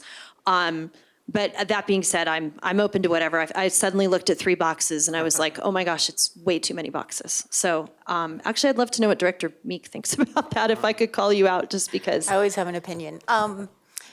No, I like your approach. I think less is more, because you want them to take that away. I also love the visual representations when you're comparing as well. And maybe you could have slides at the end that are ready. You don't have to include them, but as questions come up, it's a comparison, right? If questions come up on the ESSER funding, I think it's pretty dramatic to see how much we receive versus some other districts because of the Title I allocations. So maybe it's just having those ready to go to answer questions, but not taking up time, something like that. That's a great idea, some backup slides. That's a really good idea. And I totally understood the feedback that we got around, we don't care. And I'm like, I know, but I'm not talking to you, right? We have to think about the audience that we're talking with. So I appreciate the idea of backup slides. And again, we will include frequently asked questions as well, so that people are able to answer questions or feel comfortable answering questions. The last thing I would say on that is just, we also want to offer our principals, if they're, to the extent they're comfortable, presenting the opportunity to put in photos from their own schools, right? Just that's more meaningful to their immediate audience. And so they were really excited about having that ability to really connect it to, that's not just somebody's kid, that's my kid, and that's my kid's teacher, and just being able to make those connections. So I really appreciate all of the feedback that you guys have given us tonight. Thank you. Okay, we moving on to the next one, which will be financial well-being. But before we do, let's take a 5-minute recess. Been going at it for a while, and 15? a 15-minute recess. We have a special request here, so let's call it 6:30 and we will reconvene at 6:45.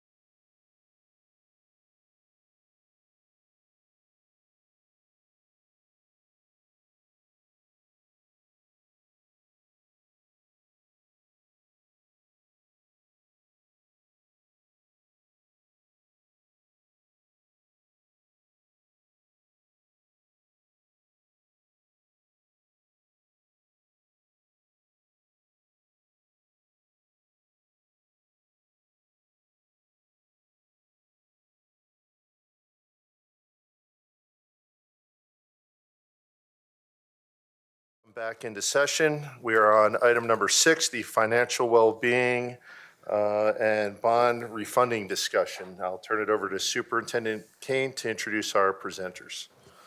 Okay, so I'm going to introduce our CFO, Kate Kataska, and she'll talk about the next 2 presentations.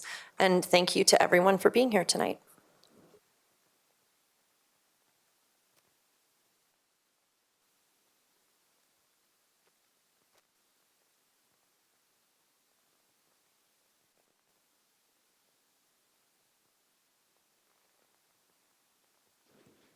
Got it, Mark.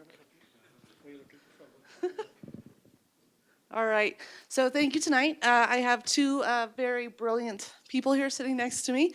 They are our municipal advisors from Hilltop Securities. What we're going to talk through tonight is an overview of a general obligation bond refunding in preparation for a potential parameters resolution that we would be bringing forward to the board for approval at a later date. Please keep in mind that this transaction would likely occur whether or not a November election should pursue. So with that, I will turn it over to Maddie Pradanovic, who will lead us through the discussion. Great, thank you so much for having us this evening.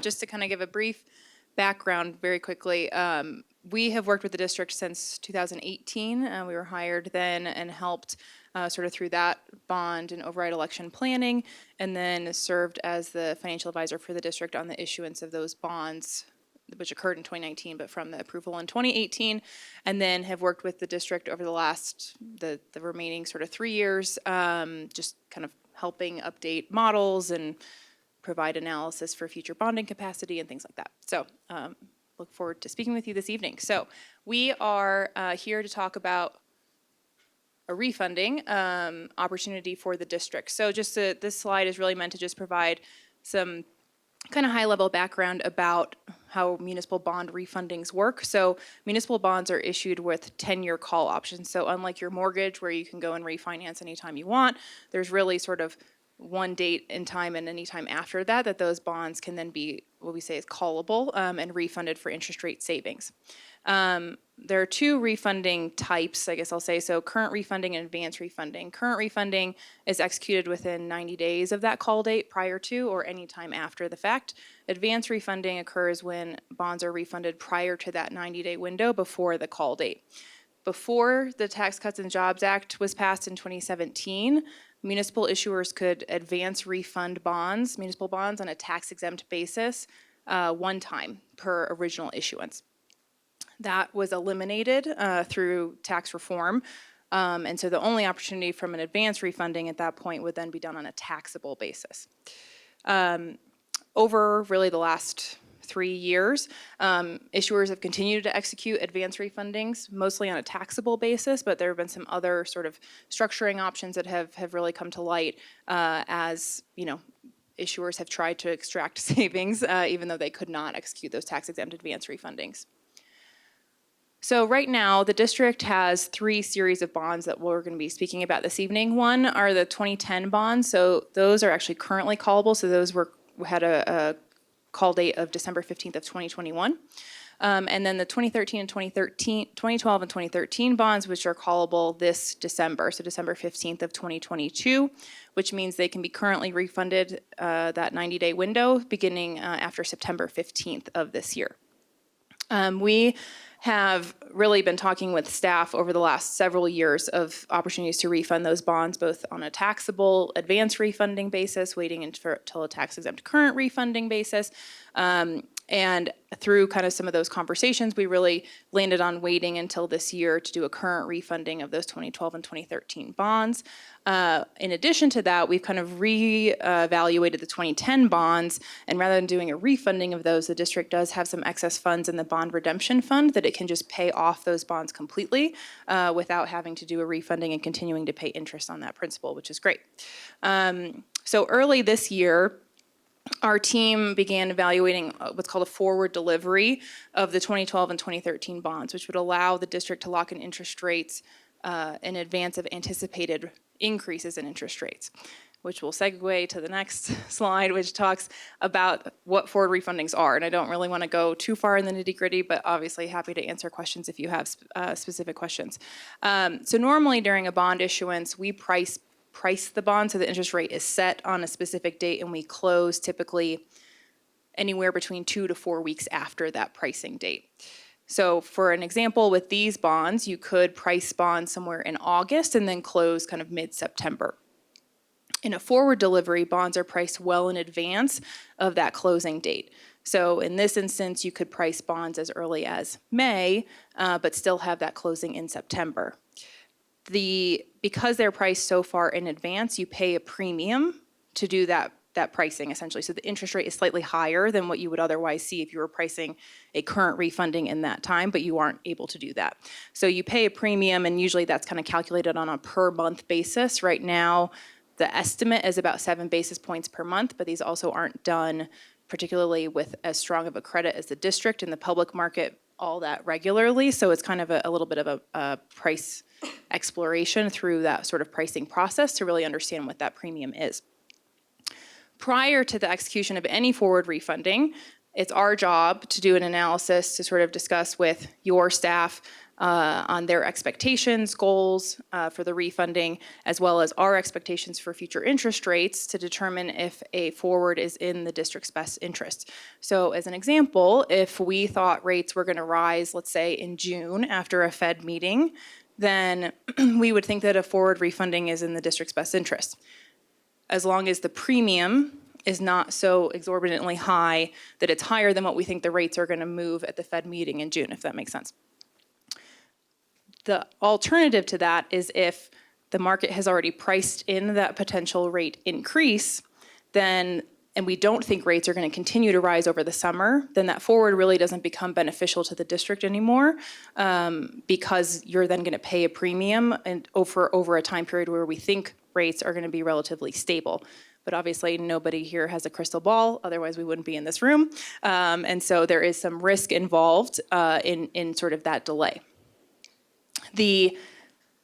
Amazing how things change in a week. So I think the next slide, I think, talks about next steps and timing. So the process for sort of how we have always outlined this since we started talking about this in January is to really go through the board approval process for the parameters resolution, which I'll kind of detail what that means later, to allow the district the flexibility to do what's in your best interest based on sort of the feedback that the district is receiving from the finance team throughout this process. And so the intent is to be able to get board approval at the end of this month at your meeting, so that we then have the flexibility to either proceed with a forward if we think it's in the district's best interest at that time, or the board approval would still stand in that resolution for a year, so we could then reevaluate later in the summer if we decide a forward's not in the district's interest, around May, June, and then kind of come back to the public markets in August or September for a pricing for a closing later that month to execute that refunding, which is sort of what that timeline outlines. So the next slide is talking, just kidding. We will talk about it in a couple slides, but where we are right now from a market standpoint is, I think if you had asked us in January if a forward refunding was a good idea, it was a great idea. Unfortunately, rates have just skyrocketed in the last 3 months, and the challenge that we are sort of faced with right now is that we think a lot of the interest rate movement that we would expect to have seen over the summer has already happened, that is already built into the underlying rates that we are seeing that we would basically be pricing your bonds off of. For that reason, our current view is to hold off on the forward refunding. The opportunity is still there. The disclosure document is prepared, the preliminary official statement, which is a huge lift for district staff. All the documents are in place for us to be able to proceed with it if the market tone changes and we decide that that is something that we would like to pursue. Otherwise, again, if the board approves the resolution at the April 26th meeting and those documents are still updated, they would need a slight refresh, but we could very quickly come back to the market in August, assuming kind of rates hold constant over the summer, which I'll talk about sort of where we are in savings in a few slides, but the next 2 slides talk about sort of the resolution that I believe you all have copies of. Not yet, you will have it for the 26th. So this just sort of outlines what the resolution is and what it does. So rather than us, the old school way of sort of pricing bonds is we would go sell the bonds in the public market, come back to you for an emergency board meeting, you'd have to sign a resolution basically approving that bond sale. To provide flexibility now, the sort of industry standard are these parameters resolutions, and it essentially outlines certain things that need to be put in place, and then parameters that the district has to stay within, in this instance in the refunding from a debt service constraint and things like that, that then allows delegated officials, which is the superintendent, CFO, and board president, to then be able to sign off on the actual pricing when that date occurs. And so these bullet points, I'm not going to read them in detail, just sort of summarize what all is in the resolution. I think it's about a 15-page document or so there's a lot of legal language. Your bond counsel drafts that document. Butler Snow LLP drafts that document. The whole finance team, as well as district staff, has reviewed that. And there are a few other documents that are submitted in substantially final form along with that resolution that are sort of the behind the scenes documents that allow the transaction to actually take place. And so that in this instance is a registrar paying agent agreement, an escrow agreement because we're doing a refunding, continuing disclosure certificate, the preliminary official statement, which is that disclosure document, essentially the public finance version of a prospectus, and then the bond purchase agreement. And then in addition to that, the district will execute a sales certificate, which is what sets the final pricing essentially on the pricing date. But that document won't be included in your document package just because won't be done. So parameters, when you have the resolution, the not to exceed parameters will be in section 5, item B of that resolution. As I said before, the parameters essentially provide some flexibility for us through the pricing process. The actual final pricing numbers will be signed off on by a delegated official that's outlined in the authorizing resolution. And then the parameters for a refunding are actually pretty straightforward. So essentially, we're not extending the final term, so we're not changing the inherent structure of the debt service. We are truly just trying to lower the annual payment. The par amount will not exceed the amount that was originally authorized in the election, right? So we're not sort of violating any Tabor issues here. These will not be callable. The final maturity of these is 2030. So if you remember from that first slide, most municipal bonds are issued with a 10-year call. Anything shorter than that means you would essentially pay a higher interest rate to have that short call, and we don't need that here. So there won't be a call date here. The net effective interest rate, so essentially the interest rate the district's paying on the bonds, the 2012 and 2013 bonds, must be lowered through this refunding, right? So otherwise we wouldn't be doing it. And then that this won't cause the district to exceed any statutory debt limitation, so that we're all good sort of under state statute. Section 23 also identifies the intent for the district to pay off the 2010 bonds. So we'll kind of talk about that a little bit more on the next slide. But technically, there's not a legal requirement to do so, but we think it's a nice kind of show of faith that the board is aware that that is happening, and we'll talk about the savings kind of on the other slide, but also a good sort of fiscal management of the district to be able to pay off that debt rather than refunding it and continuing to have to pay interest on that principal. So estimated savings. So the redemption of the 2010 bonds, I think we kind of finalized with Kate and her team earlier this week an actual payoff date. So that will happen June 15th of this year, assuming that resolution is approved on April 26th. And you can see there, so that saves just under $1 million of interest over the remaining 4 years of payments on those bonds, which is great.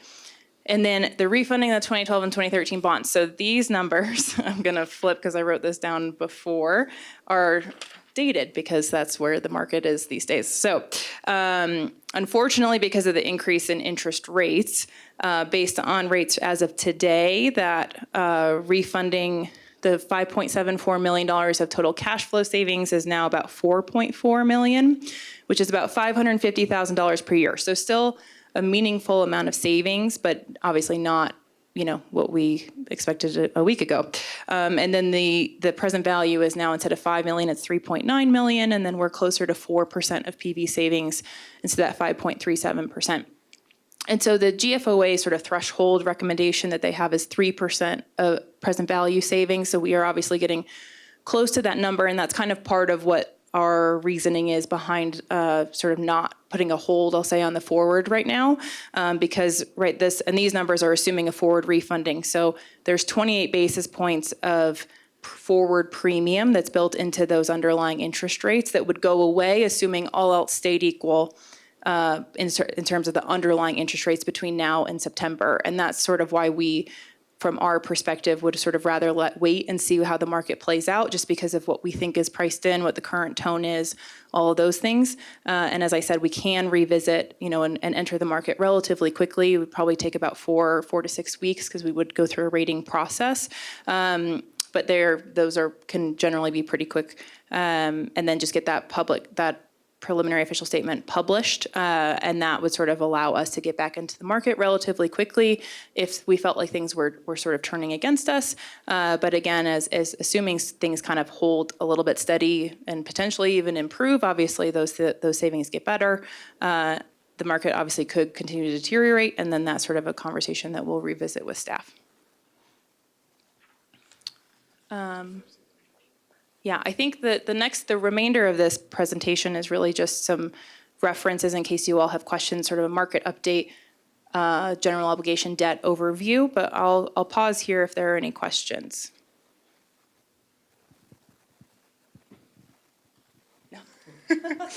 No, just maybe a question to just confirm. So if we are looking to get back in the market based on the reaction time, obviously something that we could dial up as a board based on your recommendation. It sounds like we could probably even just do it at a regularly scheduled board meeting based on the time to get back in the market being weeks, not days, and we wouldn't have to call a special board meeting or anything like that just to try to jump the rates, right? Right, and that resolution that will be considered on April 26th is good for a year. So essentially, we, other than providing updates on sort of where we are, we will not need to come back based on how that resolution is currently drafted to seek approval, a second round of approvals from the board.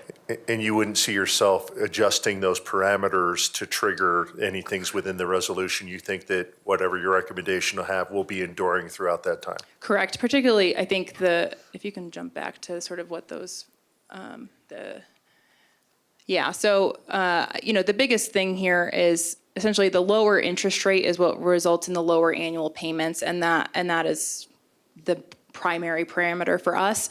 The sort of minimum savings threshold is not a parameter in the resolution, but that is sort of a recommendation or advice sort of from our view to the district staff of what that minimum threshold is based on the GFOA standards at 3%. Director Meek. Yeah, thank you for the presentation. I'm going to try to formulate an articulate question here. Can you help me understand the timing of doing the refunding in regards to a possible local election? Like, is there a benefit to timing that with a local election?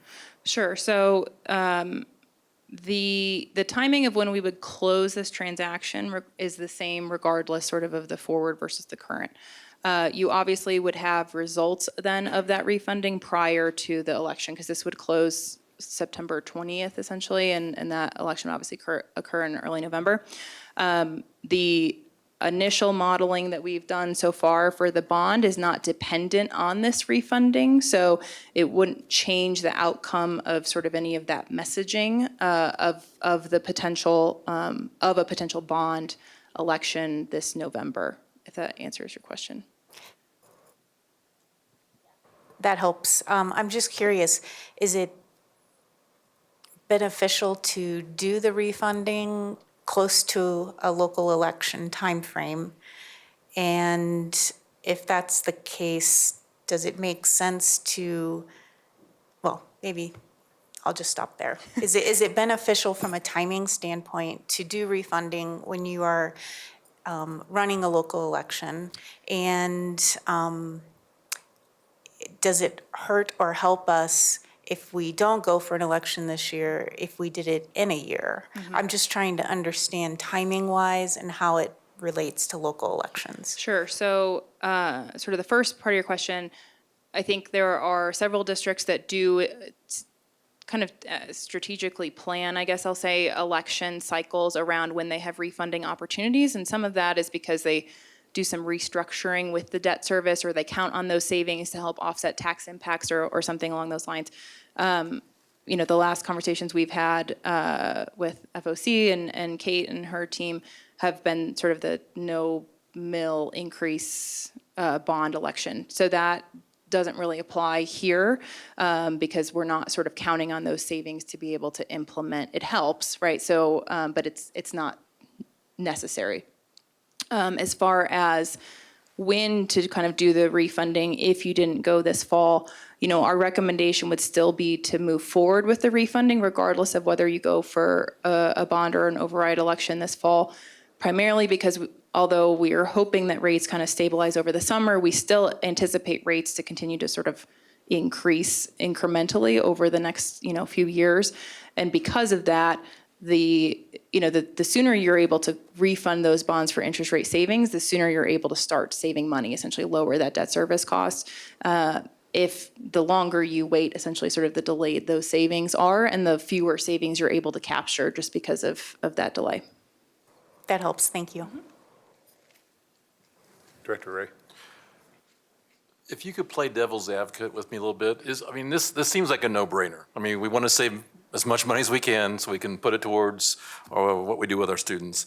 Is there a reason, if you had your financial critic that maybe is opposite of you, is there an argument to say, don't do this? No. Okay. I think speaking candidly, I think the biggest question is sort of the forward versus the current, right? And I think that's sort of the conversation that I'm hoping that was translated somewhat easily this evening, because that's kind of that's honestly been the hardest part of this whole transaction from the start, is sort of where it sort of requires us to predict what's going to happen, and we are generally not in the business of doing that. But otherwise, just from a pure refunding perspective, there's no reason I can come up with of why you wouldn't do it. And we've talked with FOC about this. Yes, and they will receive this presentation as well on Thursday. Great.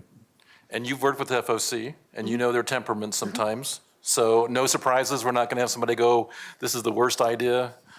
Maddie has also worked with FOC. And And so we have had some preliminary conversations around this, and very receptive and understands sort of where we're headed. And I just say, I love the fact that we can get to a more flexible way that you can react quickly without having to go through the whole rigmarole of bringing us together to sign off on an emergency basis. So I absolutely support the parameter resolution, whatever that looks like, and it sounds like it's well worded, so we have a lot of flexibility. So that's my thoughts.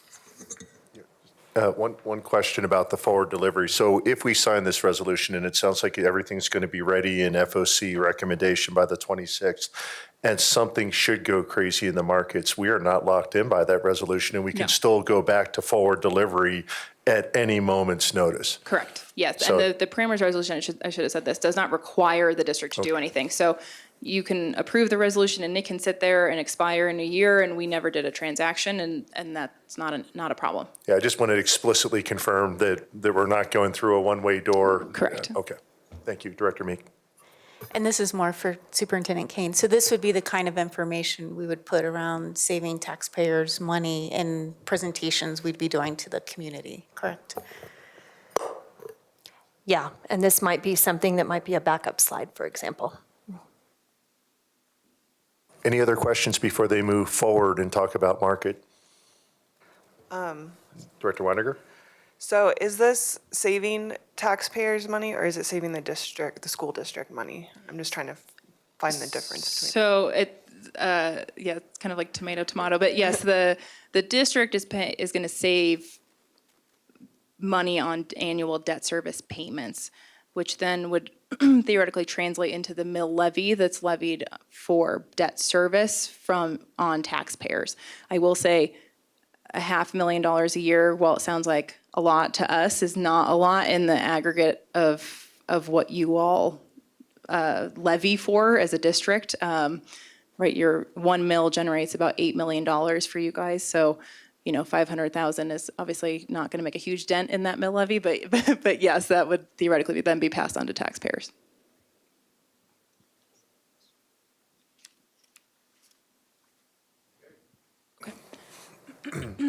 So these are a couple slides just to kind of give you all some context around where we are from the start of the year, so you can kind of see what was happening when we looked at this in January and where we are now. So on the left side is the MMD, which is essentially our municipal bonds are priced to a spread on the MMD, which essentially a survey yield curve, so different from like a taxable, treasury yields. Those are easily searchable, findable on the internet. MMD is a little bit more convoluted.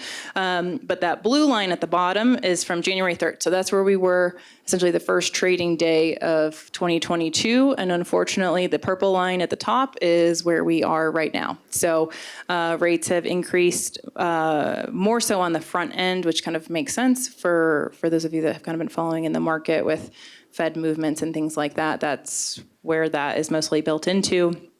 The back end of the yield curve has obviously kind of continued to move up sort of to keep in line, but you'll see that blue line was sort of a normal sloped yield curve is what I would say, at least sort of lower on the front end and a good amount of room between the first year maturity and the final year maturity.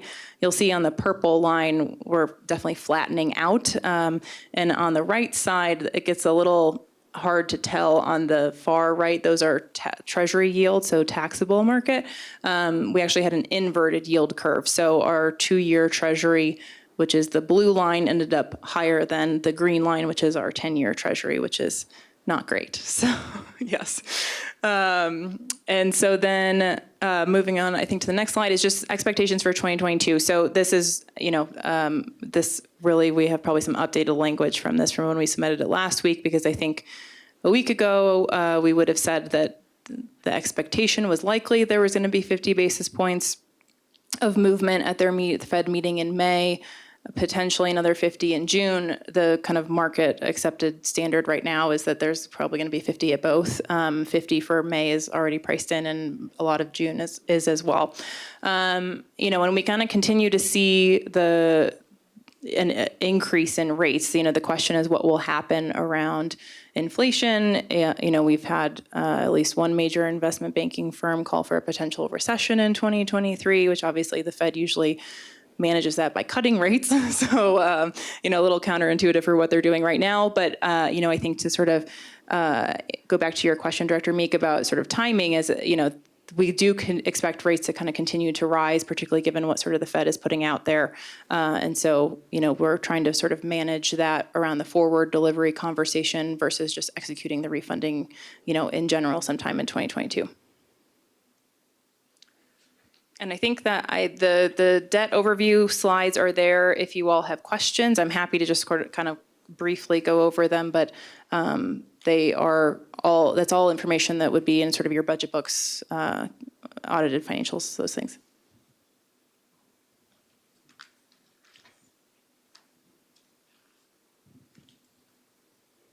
Director Ray.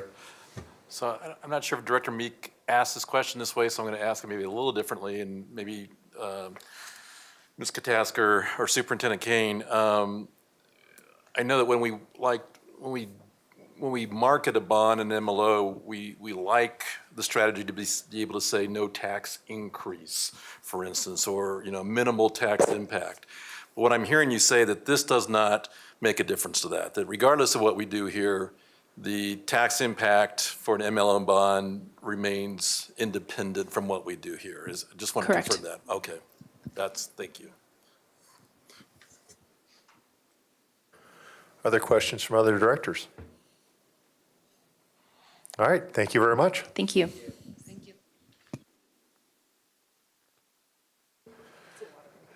And Superintendent Kane, if you'd like to queue up your team, which I believe may be Ms. Doan, for the financial well-being budget update and ESSER 3. Well, you queued them up for me, so there you go. Ms. Kataska and Ms. Doan are going to talk about the budget, a preview. All right, so 'tis the season when we start talking budgets. It's my most favorite time of the year. So what Colleen's going to do for us tonight is just give us sort of a budget kickoff presentation. Obviously, as we continue our conversations through end of April, May, and well into June, we will get into a whole lot more detail about what is being proposed for our 22-23 budget. So what Colleen will go through is really just sort of, again, setting the stage for where we're at, things that we know at this point, a lot of things that we don't know at this point, and then we'll turn it over to Ms. Hyatt and Mr. Reynolds to talk about ESSER 3 and some updates there. All right, thank you. So if we can go to the next slide, or actually, who has the clicker? Oh, okay, great. So we can go to the next slide. So as Kate mentioned, this is just preliminary information. This is going to be preliminary information on the revenue side. The 26th meeting will talk about priorities in our school budgets, our department budgets, our other funds such as our enterprises, and this is really just talking about the resources we have available so that when we come back to you in 2 weeks, you have an understanding of how we are intending to propose. We use those resources for your ultimate vote later this spring. Oh, can you go back? Thank you. So this graph here wanted to represent the dollars that we will have available projected for the end of the current year. So you have an understanding of the one-time resources available going into next year. So as we think about funding, we have to think about whether the funds are one-time in nature, meaning it is contributing to fund balance, savings, or if it's ongoing. That's particularly associated with the School Finance Act. So we're in a unique situation coming up this year where we have more one-time funds increasing year over year than we do ongoing funds. And so we wanted to break out that difference so that when we do talk about proposed expenditures, we can articulate what are one-time needs and what are ongoing needs.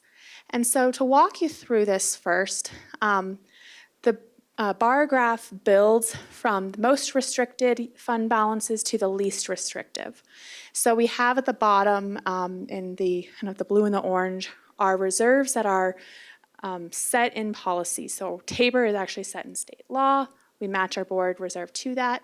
And as we move up, they may be resolutions, they may be just internal decisions at the superintendent's discretion, to we ultimately get to what is now the largest single section, which is that kind of a maroon color, which is other assigned and unassigned.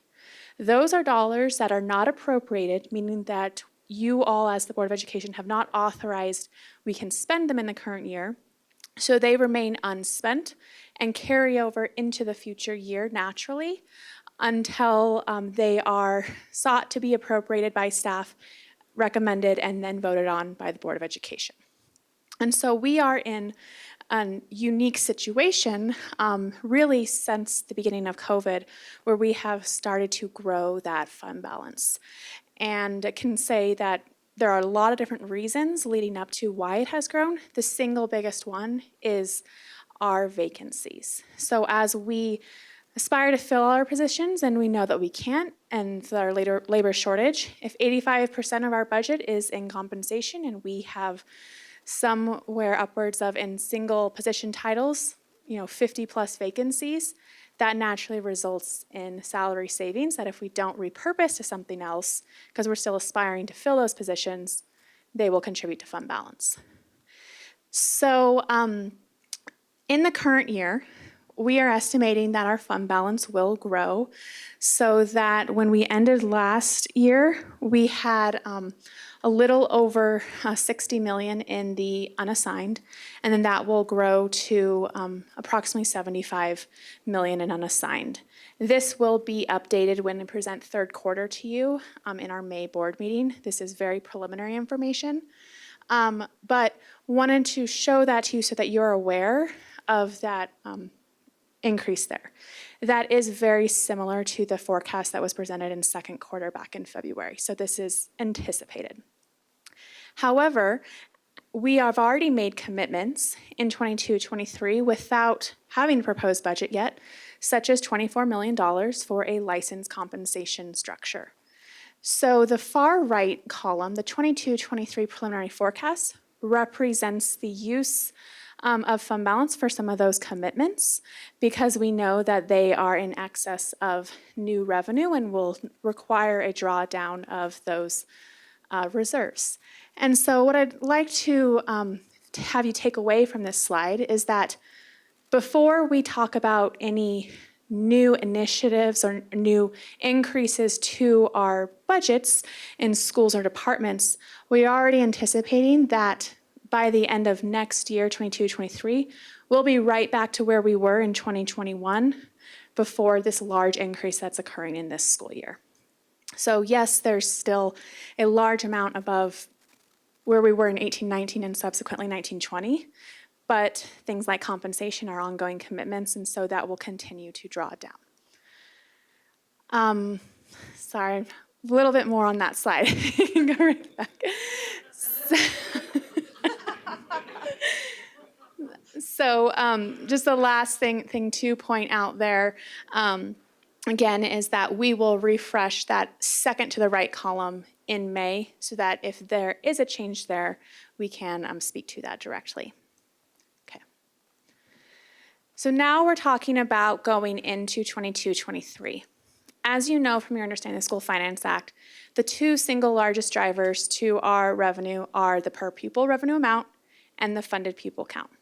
So on this slide, I'm going to speak to the funded pupil count, which is our number of kids that we receive funding on. So the reason why I've broken it out into multiple lines instead of just giving you that number is because of the nuances of that funded pupil count. Knowing that it is not as simple as just counting every kid and that we are still subject to that multi-year averaging methodology for that calculation because we are declining enrollment school district. Additionally, I've broken out the charter enrollment into our non-Hope Online or brick and mortar in-person schools versus Hope Online, because Hope Online as a multi-district online school is treated differently within the funded pupil count than the rest of our schools.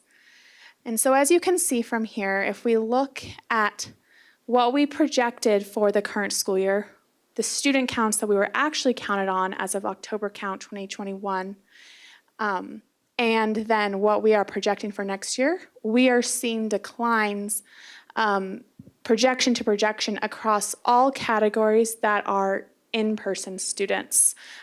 So the only one year over year from projections that is representing an increase is Hope Online. When we look in comparison to our actual October count, we are seeing an increase in our alternative and district-run ECE enrollment line, so that's the 202. That is predominantly two reasons. It is that our EDCSD school anticipates having a larger number of students permanently enrolled in EDCSD as their school of enrollment, primary enrollment. And additionally, we are anticipating that we will return some of our early childhood slots that we have not had students participating in during the pandemic, and that will restore some of our early childhood pieces. Charter school, that is just across our 16 schools, excluding Hope, and then I'll see Hope as well. So the real line for you to concentrate on, though, is that top line. As you can see, both projection to projection and actual to projection that we are experiencing and expecting a decrease in enrollment.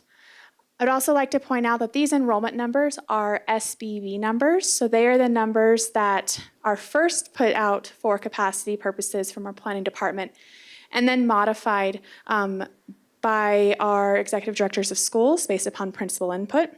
They're actually higher than capacity numbers. And so if the capacity numbers hold true, that decrease year over year would be greater. So just want you to be aware of that as we will start tracking enrollment on a bi-weekly basis beginning in June in preparation for the school year starting in August.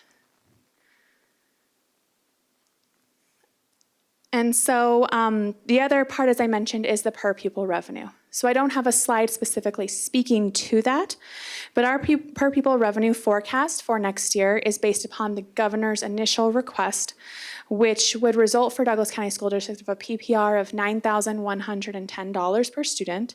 That is an increase of approximately $500 per student over what was put in our adopted budget. So as we're thinking year to year, comparing back to the same point in time last year. Now, we do recognize that, as you can see on that first line, we did receive, very thankful to the state of that supplemental to increase mid-year. However, we want to talk about, that true year over year as we're comparing back to what the board approved last June. The other thing to note about the PPR, why we're using the governor's request and not what might be in any more recent update, is because the numbers continue to change fairly dramatically on a regular basis. We still don't have introduced School Finance Act legislation, and the long bill initial number runs are lower than the JBC recommendation that was pulled together in January. So it started, 500 kids up from the prior year. It went up even higher, then it went down, and so we're just sticking with the original until we actually get number runs coming out of CDE. All right, so looking at this is just on that revenue side, comparing the one-time versus ongoing. So mentioned we have more resources in one-time versus the ongoing, and some of those are from things that have come from the state in this last quarter of the school year. So the state did increase the per pupil revenue and also provided one-time dollars for at-risk mitigation. Those just go straight into the general fund. There's no restrictions from the state on how we spend it. They don't need us to report separately on it. That's a little under $7 million. That unassigned fund balance, that is the total amount in gross from the adopted budget. That is not the year over year, as we know that our actual audited ending fund balance from last year was higher than we anticipated, which was discussed back in December. We continue to maintain that staff reserve, staff compensation reserve within the general fund in the current year. That will go directly towards our implementation of a compensation. So those three items add up to about $54 million of one-time resources that we have strategically saved, really beginning at the beginning of the pandemic, leading up to now, that we can utilize in 22, 23, or in future years.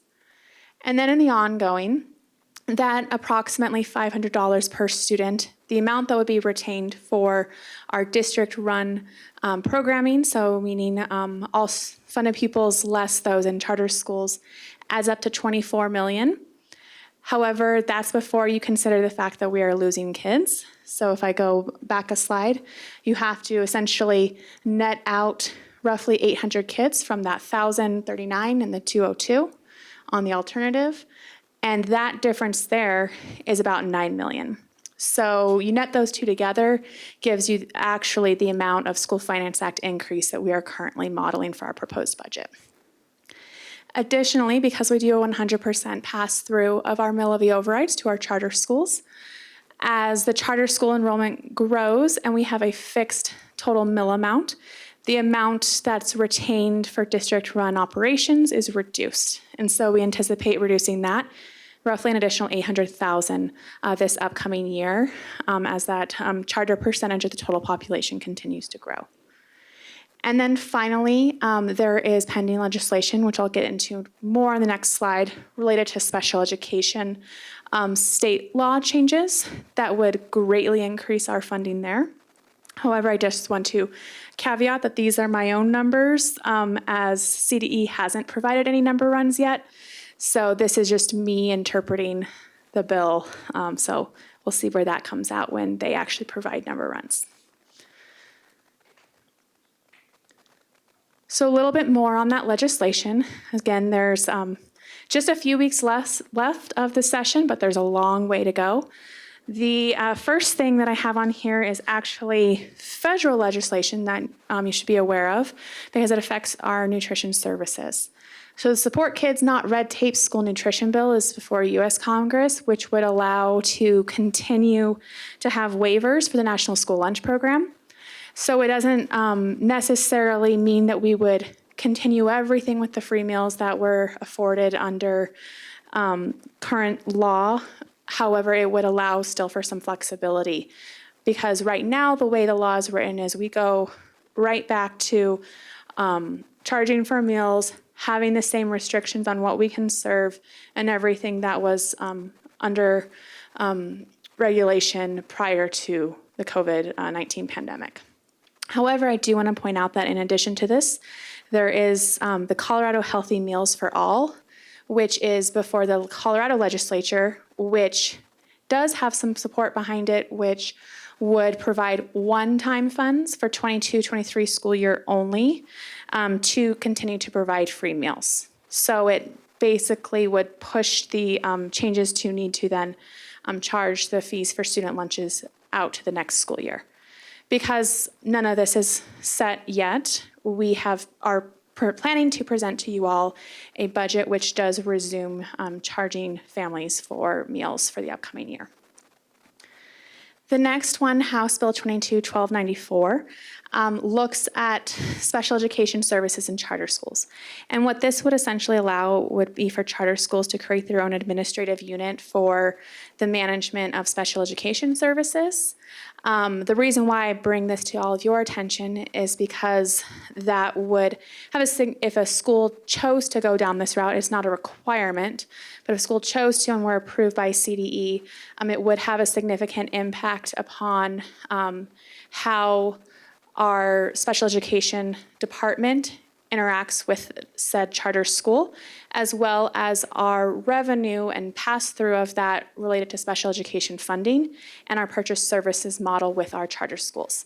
That special education services is one of the single largest components of our required purchase service agreement. And so if any schools were to desire to take up this opportunity, if this bill were to pass, just want you to be aware as that changes our relationship with some of those schools. So then there are other special education bills. Senate Bill 22-127 is the one I was referring to earlier. And that does result, based on my own calculations, of about $4.5 million increased funding for the school district. And what that does is it would increase a long overdue per pupil amount for our Tier A, which is for all of our students on an IEP, are counted within that. It has been at $12.50 per kid for many number of years, and that would go up to $17.50. And then in addition, Tier B, which is for specific identified disabilities, that would then continually grow and be set to inflation. So that isn't, again, to provide funding for all of our students on an IEP, but for some of those most severe needs. And so those are resources that we're following within the legislation to see if that were to be signed into law, would significantly assist us in supporting our students with special education needs. And then finally, the big one is the long bill. This is the actual state's budget. It is the starting point for the School Finance Act. So they need to do that first before they introduce the School Finance Act. Overall, it sets aside how much they're anticipating to put in for K-12. These numbers are, as of when it was introduced, subject to change every time it's amended, but the introduced bill had a proposed increase of all of K-12 to almost 12%, and of that, 5.4% would be put into the PPR. And that is a statewide average, so that may be slightly different depending upon the district based upon their unique PPR.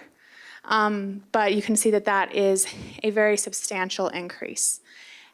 It would also buy down the budget stabilization factor by an additional $182 million, which would bring it down to its lowest amount in 12 years. So this is, again, information to celebrate if this were to hold true, because just 2 years ago, we were in a place of doubling the budget stabilization factor to over $1 billion statewide. So times can certainly change quickly. So this concludes kind of the general budget piece. We can pause here and take general questions, or I can keep going into the ESSER section. Yeah, why don't we pause and see if there's any director questions on this piece? Do we have any idea on the legislature, based on the session, when we think we will have answers on the series of legislation on the slide? I do not know where we are with that. I don't know if anyone else in this room might have a indication of that. Director Ray. Thank you, first of all.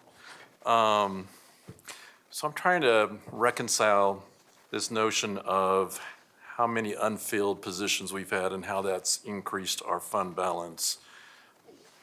And I know Superintendent Kane, you had kind of, after talking to the department leads, had indicated that there was some real stress because we did this across the board, 15% budget cut in our departments, and we never restored that. Remind me of that, because when I see this big fund balance, then I hear Superintendent Kane, her notes, her observations, like, we've got some stressed out departments because we never restored what we cut. My mind is going, how did we get, why did that happen? So we didn't make a straight across the board 15% cut back in spring of 2020. You may recall we had to cut our general fund revenue budget by over $31 million, and 17 million of that cut came from our departments. Most departments took the equivalent of a 15% cut. Not all of them, though. It wasn't a straight across the board. Okay. Last year, the Board of Education approved to restore $7 million of what was cut. It wasn't a one-for-one back on the same areas. Departments put forth their recommendations as to what they wanted in their budget, and some found they could do things in different ways and didn't need back exactly what was cut. So about a little less than half of what was cut was put back in terms of total dollar amounts. But many positions that were removed in that 17 million have not been restored. And when we come forward with a recommendation on our department budgets at a future meeting, you'll see what we are recommending to add in with relation to staff and operations for our departments. So some of that restoration, though, was really needs-based. So our departments chose, to some degree, to say, I can manage with this budget.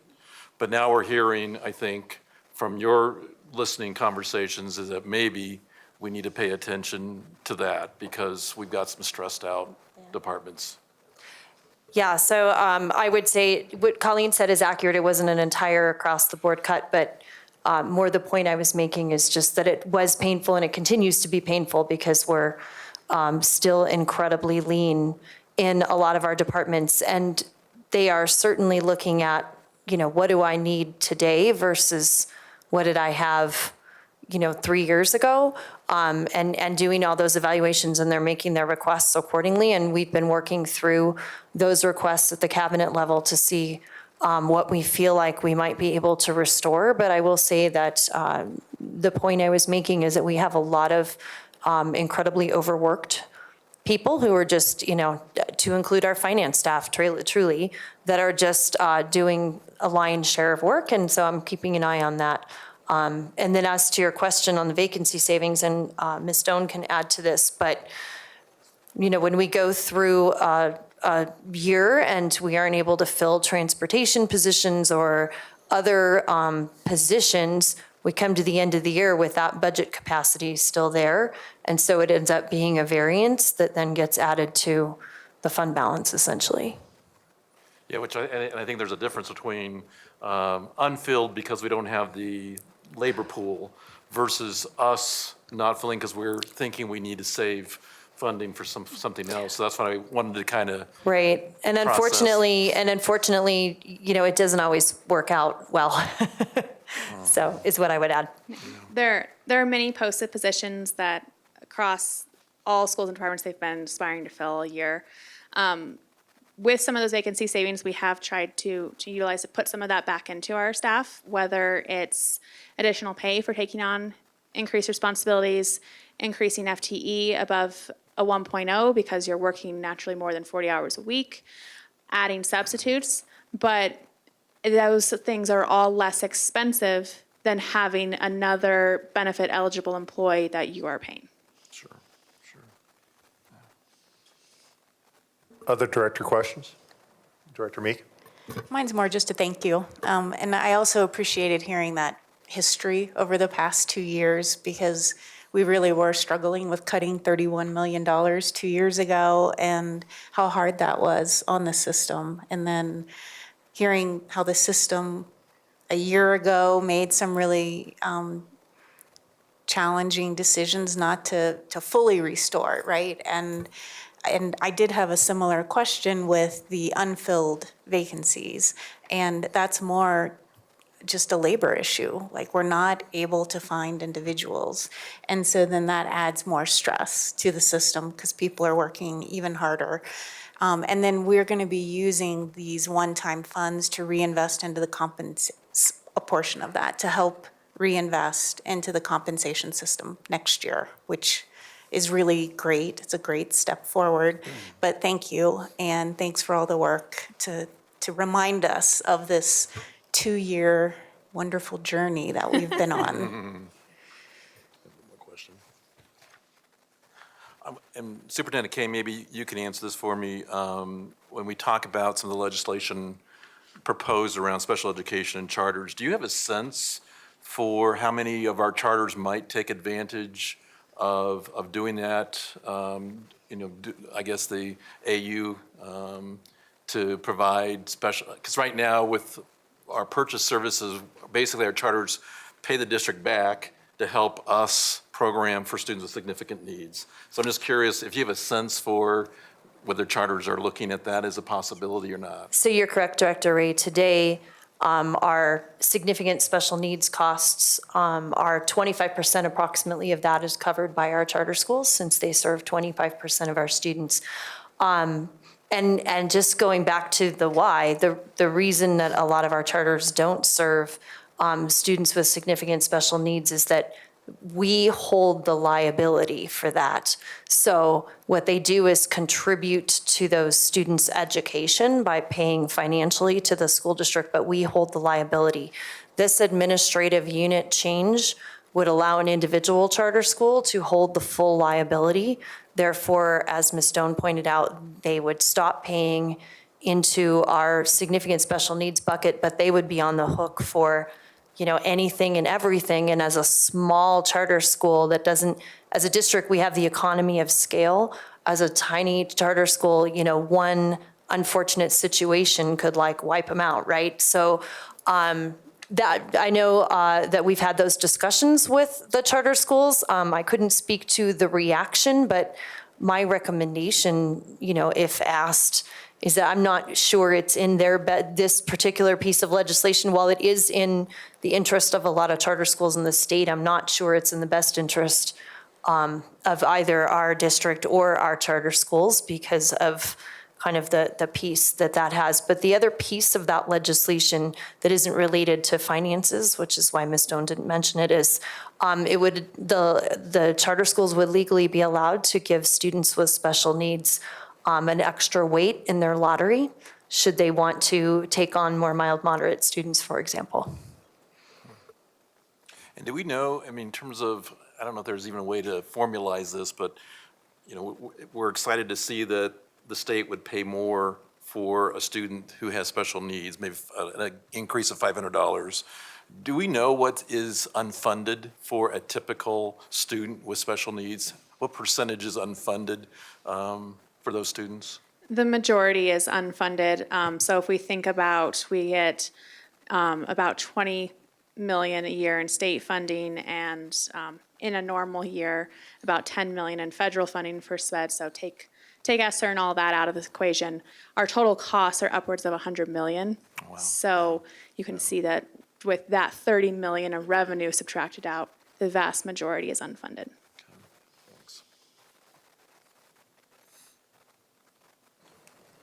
Other questions before I move into ESSER 3?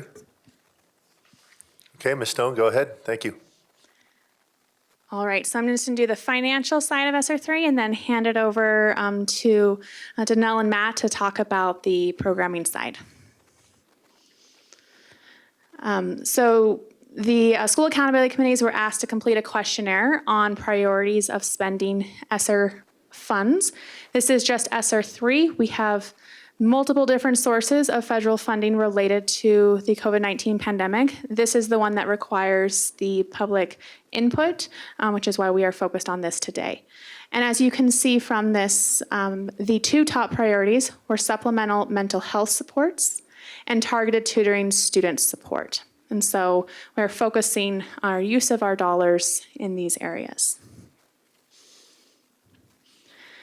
So I'm presenting first a summary of the original budget for ESSER 3 to set the stage for the changes that we are making. This was presented to the District Accountability Committee back in September of 21. It is very similar to what you all saw in the adopted budget last June, with the only changes really being any updates that occurred from preliminary financial activity from the summer of 21. So it had a total allocation of about $11.7 million across these various categories. I'm not going to speak to exactly what was planned in each of those categories because I'm going to focus on now what's in those categories as that's more relevant. So this is our current ESSER 3 budget as of April 1st. So it includes audited actual spend for last school year, 2021, our revised budget for the current year, so the budget we are currently operating on, and our initial budget recommendations for next year. The total allocation went up slightly. That is just simply due to getting the final allocation amount approved by CDE. And then the uses have changed throughout the slides. So starting up at the top, the summer programming actually decreased from the original allocation. It was over $3 million originally. The largest portion of that is the reduced K-8 summer programming plan for this summer that was originally built in. It does include some mental health supports for activity to occur over the summer in both summer 21 and summer of 22. Our next category of tutoring is roughly the same, of about $1.8 million. This also includes some mental health support as it relates to tutoring of students, but we are already dedicating a large percentage of the ESSER 3 budget to tutoring. So even though that was one of the top priorities, we didn't make a bunch of modifications there. Our devices technology for e-learning did not really see any changes. Those are simply, laptops and hotspots, et cetera. Sanitation supplies did see a large increase. That was because we added a bunch of air filters. You may remember back in December approving some one-time use of funds, and then we'll be refreshing the filters that go into those air purification systems with some remaining ESSER dollars. So we felt that was important to keep that in there for our school buildings to keep them safe. Our next line on our nursing staff additional pay and reporting, that did decrease a little only because some of the on-call pay just was not needed in the current year as originally anticipated. The next line on the Canvas licensing and redact, you will see that that has about doubled. That is because the original budget allocation only included them for the current year, and we are proposing to renew those two licenses out of ESSER 3 for the upcoming school year so that our schools have those support tools for another year. Our mental health support, while it only is represented as $771,000 within here, I wanted to point out that we have a separate allocation through another section of ESSER 3 not included in here, which includes, as you can see in the notes, an additional almost $402,000 that is directly for mental health supports. And so what we are predominantly doing with that combined over $1.1 million is to add first a behavior team and behavior team techs to support our gen ed population to take care of assisting with some behavior issues. And then we've also incremental increases to the staff at our elementary schools for social worker psychologist allocations. So we've always had a ratio of staff to students for the mental health allocations, but what we are proposing for this upcoming year is that we have a minimum of 1.0 allocation in each of our schools They may have a greater allocation above that, but that at a minimum, our schools have a 1.0 either social worker or a psychologist. And so we are using ESSER and ESSER 3 SPED supplemental to fund the first year of that incremental increase. Our base program has resources for instructional materials and scholarships that has largely remained the same. And then again, there is the charter school allocation and the indirect, which are just part of the federal grant to get to having allocated out everything within ESSER 3 as planned. There's still opportunity for some flexibility for 22, 23, but we don't have anything left in kind of the central holding account, which was for additional evidence-based interventions. So with that, I will turn it over to the academic side to talk about the summer programming and tutoring. All right, so it's our pleasure to be here this evening to give you some updates in regards to what is working well based on how we're allocating our ESSER funding, and that involves tutoring, some tutoring data, and also our plans for the upcoming summer programming. So with this, I'll turn it over to Matt to go through some of the data aspect. Good evening. Thank you very much for giving us the opportunity to share some data. Always one of the exciting moments of my week is to be able to show information and share some data. Before I begin, I would like to be able to share a round of thank yous. First, I'd like to thank the District Accountability Committee as well as the School Accountability Committee for being able to be active participants of giving us feedback, not only on the survey, but also in the discussions that we've had with them. Very enlightening, and they're very insightful regarding the needs of their schools and their students. So I wanted to start with that. I also wanted to say a big thank you to the folks that are specifically providing the tutoring. Dr. Remy Rummel and Dr. Jan Lanning, who head this effort along with the tutors that are providing direct supports for students. This data that I'm going to show you is really the fruits of their efforts, and it's great to be able to share. It's really nice to see, and you guys are going to be shocked to hear this from me, the alignment between what the demands are and what the asks are, as well as the response. I think that's one of the greatest things that we can see, and it's been consistent over time of what the requests have been and what the service is being provided. And so I think it's really exciting to be able to see that. This really is just a summary of the two different buckets of tutoring that you're going to see. One is specific to ELD, English Language Development students, and the other is just the general ESSER buckets. You're going to see two of those different buckets here. So this is really just the EL. And contrary to my instincts here, I'm not going to go graphic by graphic, but I'm going to provide some summaries to really talk about two things. Who's accessing the services really, and who's benefiting and what that benefit looks like. The very unique thing about tutoring is it's adaptable and it's responsive. So as students have their unique needs, you really can tailor that because you're directly working with either one-on-one or small group. So the amount of needs that you can address can vary, but you can be very targeted within those smaller conversations, which is really great about it. Just some unique statistics. We do see, not only in this segment, but in future segments, that the vast majority of usage is at the elementary school, which is really exciting because the earlier the intervention you can provide, the better your results long term. So that's really exciting to be able to see that. Some of the other things that we're seeing is really the folks who are requesting the tutoring. What was the reason behind that request?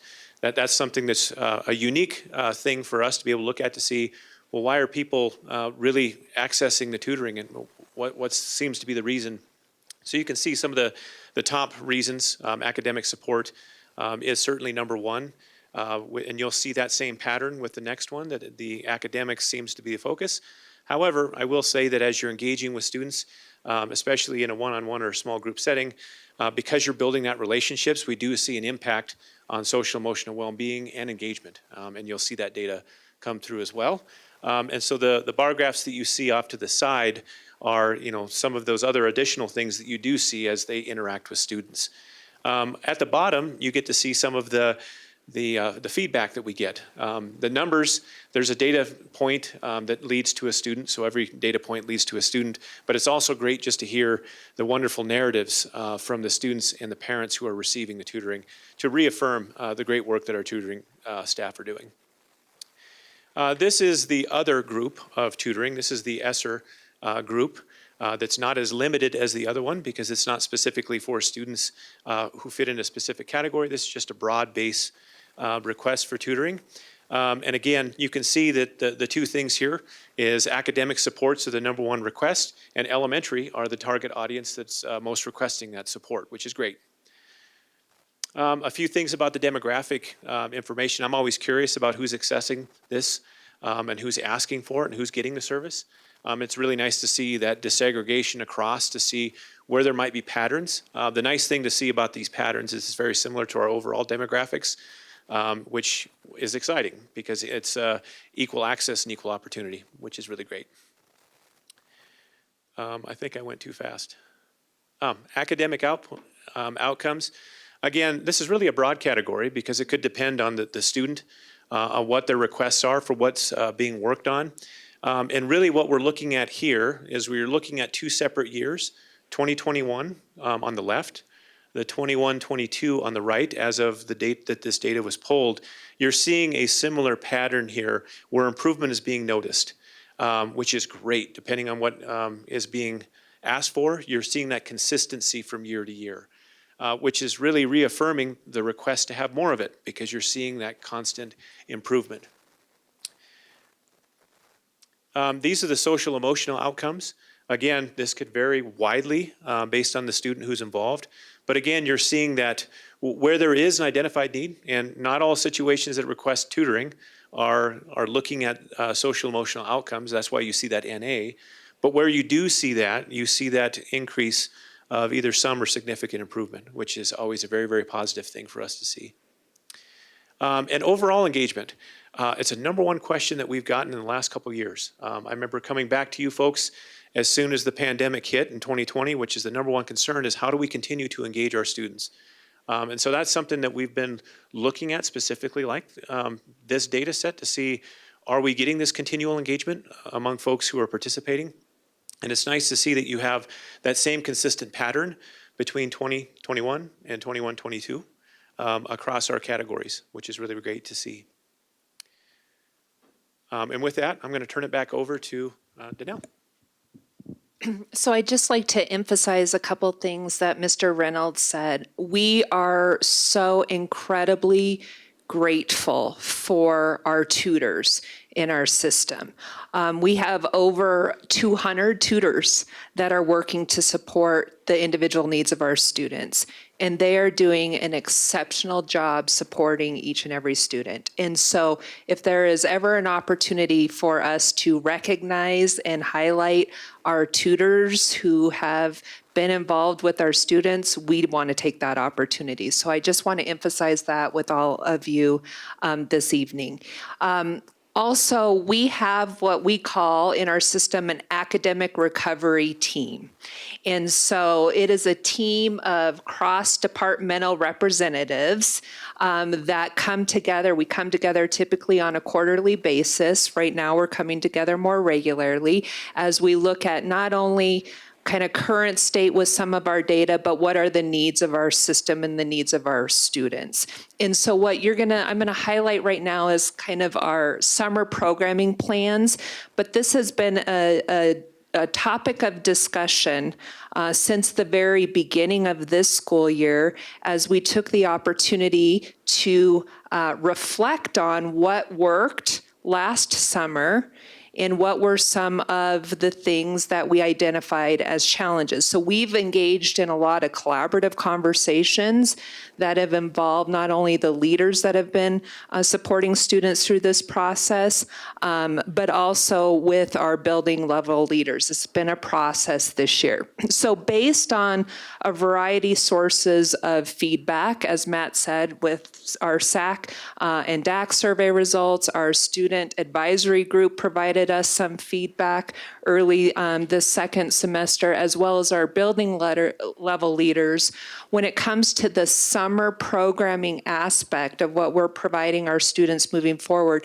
we're really going to focus in on that targeted student support through tutoring. And that tutoring can be individually based, it can be group-based, it can support the social emotional learning needs of our students, as well as any mental health needs of our students. And again, that was a comprehensive process that we utilized to really identify, based on our data, this was the best way for us to move forward for this summer in terms of supporting our students. And the purpose, of course, is to target and support our students' academic, social, emotional engagement goals and outcomes using many of the mechanisms that we already have in place in our system that we, as Matt showed you, the data that indicates that it's working for our students. It's very responsive, it's very individualized, and it's really the support that's closest to the student based on the school resources that can support our students. And so that's how we plan to proceed forward with this summer's approach. So, for our elementary school students, we will provide the opportunity for individual and small group tutoring to our elementary students. You might ask, well, how do you identify who those students are and so forth? Our schools have various different processes in place. Sometimes you will hear the acronym RTI. Sometimes you will hear the acronym MTSS to use. It's what it is a student study team that really works to identify the individual needs of students, what data that we have that indicates what students' needs are, what interventions need to be put in place, and then how we progress monitor to determine whether our students are making growth. And so our elementary schools, and this is true actually for middle and high as well, based on those processes that they already have in their schools, they will be able to recommend students for tutoring, as well as encourage the opportunity for school-based staff in our communities to provide tutoring, which is an incentive for some of our staff who do enjoy the opportunity to work with students outside of the typical school year. The tutoring provides flexibility for our families as well as for our students in terms of the scheduling aspect of it, the individual needs and the support for our students, et cetera. And that was a bit of a challenge for us last summer when we did the systemic approach to summer school, especially at the elementary and middle school. There were different barriers that we had to work around in terms of the time of when we provided summer school and schedules and so forth, and tutoring allows a lot more flexibility and attractiveness, not only for our students, but our staff to help to support our students in that way. We will also provide the same opportunities for our middle school students with the tutoring, either individually or group, but we're also going to enhance an offering around the bridge to algebra readiness. So we have identified through various data sources that we want to make sure our students are ready with their algebra readiness skills that they need to have. Our data indicates that that is an area and an opportunity from both the middle school level data and the high school data that we can support our students. And so we will be running some sessions around that in our high school, again, geared towards those students that are entering into the high schools that really need that algebra readiness support. And so that is one layer that is in addition to for us for this summer. And interestingly enough, based on some of the conversations we've had with building level leaders, we asked the question, what are you seeing in terms of the needs of students based on data? And math tends to be an area that we frequently and consistently hear, whether that's at the elementary level or the middle school level. And so the tutoring support can provide that, as well as the bridge to algebra readiness at the middle level. And then in terms of high school, what we're really excited about for this summer, I'm not sure all our high school students are really excited about summer school this summer, but we will have 2 sessions of summer school for our high school students. They're about a 4-week session each for credit recovery support. And there's just different variations in our high schools, which are pretty typical about how they will deliver that support. But last summer, we offered that at no cost to our families for 1 session. And this year, we're able to provide that at no cost to our families and to our students for both sessions. So students have the ability to attain 2 credits through our summer credit recovery support and program. And the tutoring can layer into that support as well. So we may have some of our high school students who are participating in classes for credit recovery, and they could access tutoring support as well if they need some of that individual attention and support through those courses this summer. So there's some different layers that we think are really going to help support our students this summer. And so with that, I think that is one thing I just want to, I know that we've already mentioned this, but we do have the opportunity. When we say tutoring, it's not just that academic focus element. Tutoring can look to be in the form of supporting our students who need support with executive functioning, mental health, social emotional learning, and the different skills attributed to that. And so when we say tutoring, it's very encompassing in that regard. It's not just the academic element. So. And the tutoring support, as I've said, is individually, it's group. It can be in person. It can be virtually, depending upon what is needed for that particular student in that family, as well as the staff that are providing it. And we think that that is really going to help provide some, like I said, flexibility in meeting the needs of our students during the summer. So, okay. Questions about any of the ESSER information that we've shared with you this evening? Well, I'll ask a quick one for the families that are watching. When will the information be sent out, and when is sign up available? So we have our level principal meetings on Thursday. They already have some of this information. We're going to go more in depth. And so there should be information coming out through our school communities likely in early May.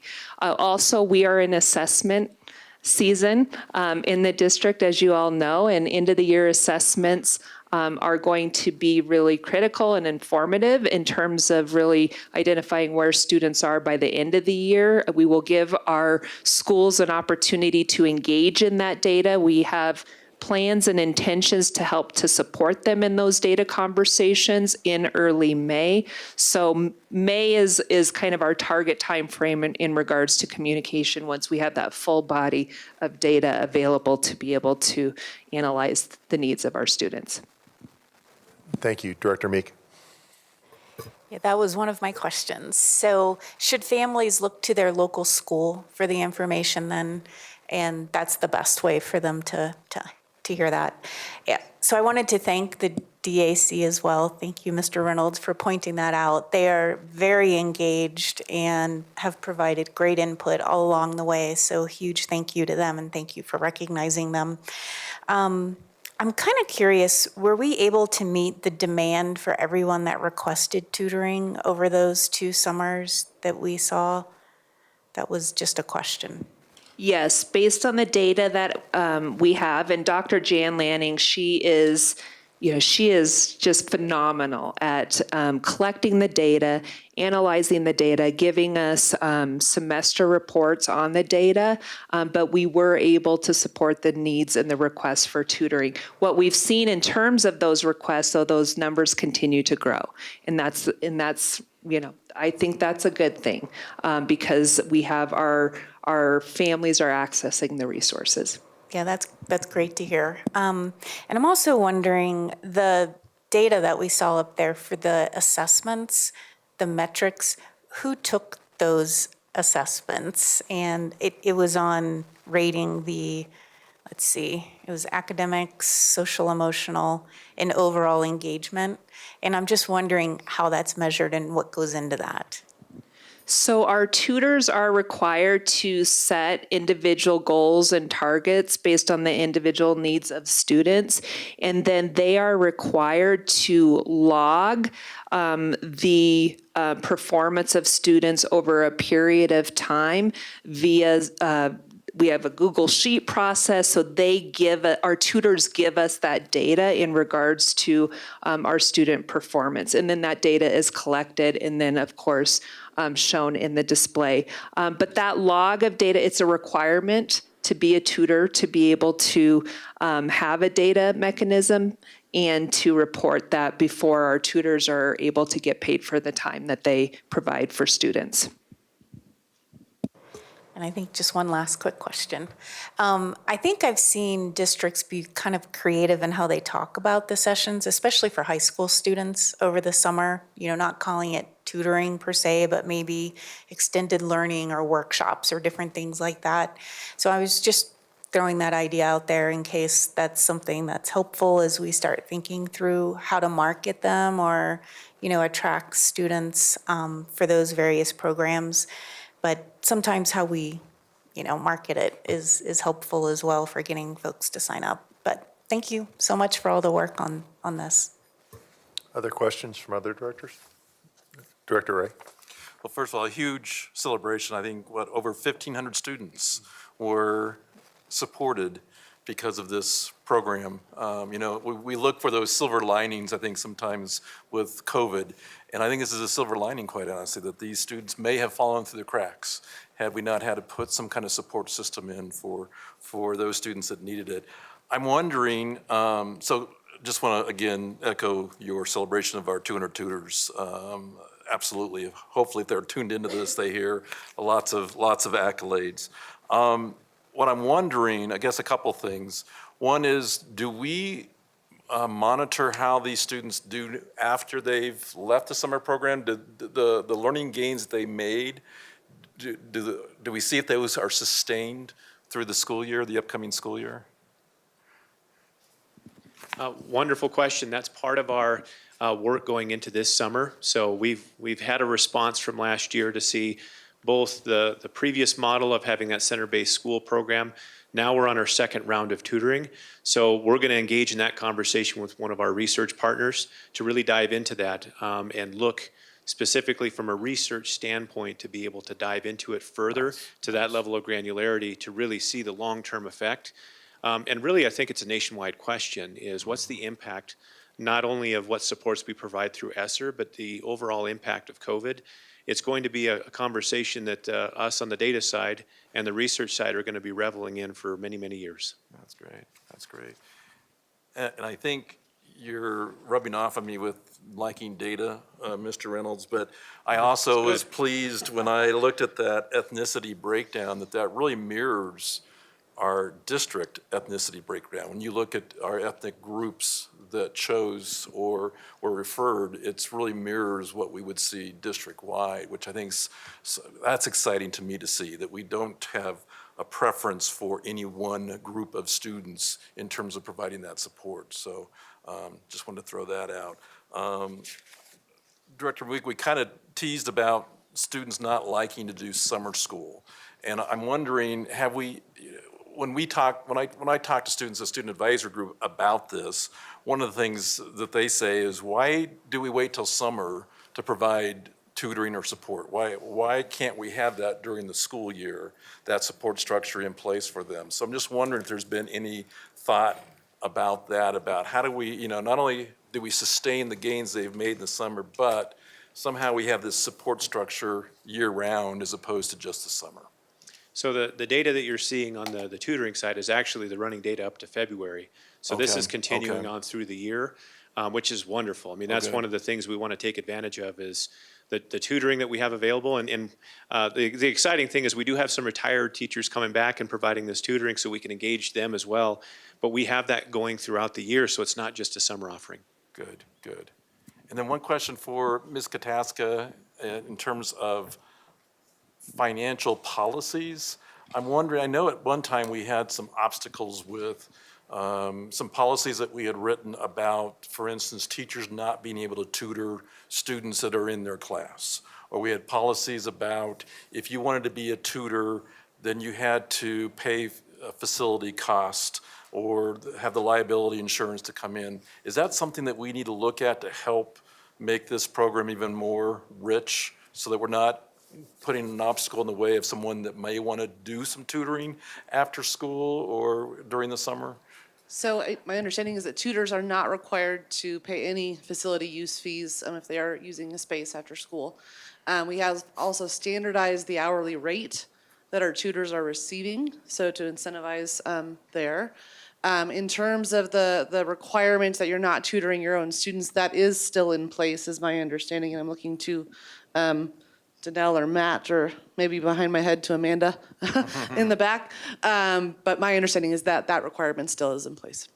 With the exception of when we are providing summer tutoring, right?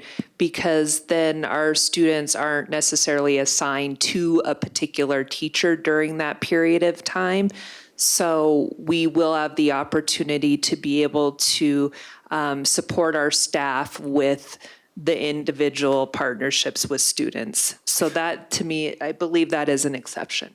So if I'm a teacher, though, that doesn't necessarily want to be a tutor under this program, the ESSER program, I just want to come in and provide additional support to students in my classroom after school. Is that an option for our teachers to be able to do that? We would ask them to connect with their building administrators in regards to the specific, what they're specifically trying to do, because some of our teachers are also working under contract with other various groups. And in that regard, we do have specific procedures that they need to follow. So I would encourage in all of those circumstances that our teachers are working collaboratively and communicating with their building administrators on the circumstances. And do our building administrators know that there's that flexibility that they can come in? I guess what I'm trying to get at is I want to make sure there's no obstacles in our way, because obviously we're getting great results and we should be celebrating those and screaming them from the rooftops. I want to make sure we have no obstacles where these support systems can be provided for students, not only in the ESSER and the ELD program, but just any kind of program where we provide more support for students who want it. So with the ESSER specific tutoring, we do have specific procedures that are required not only for those who want to tutor, but how we log the tutoring, the goals and so forth. So it's not that broad in terms of no obstacles whatsoever, because we do want to have the mechanisms not only for the consistency in pay, but also making sure that we're targeting certain individual goals for students, and we have mechanisms to track that. So it's not that broad in terms of anyone and everyone can come in and just, start tutoring students. I would just be interested if there's a demand out there for something just beyond this program that refers specific students or targeted students. I'm just curious if that's something we need to look at as a district, because we certainly hear kids that will say, if I could only have this support after school, I would opt into that. So I'm just curious, as we continue on with looking at these ways of scaffolding so that kids are successful, I'm just curious if we can broaden our horizons a little bit to make sure we have plenty of support systems for students. And my last question is, I know Director Meek asked about the measurement. What tool do our tutors do anecdotal notes to determine if there's an improvement in social emotional learning and engagement? Or is there an actual tool that we use that says they came to us this way and now they're this way so that we see the improvement?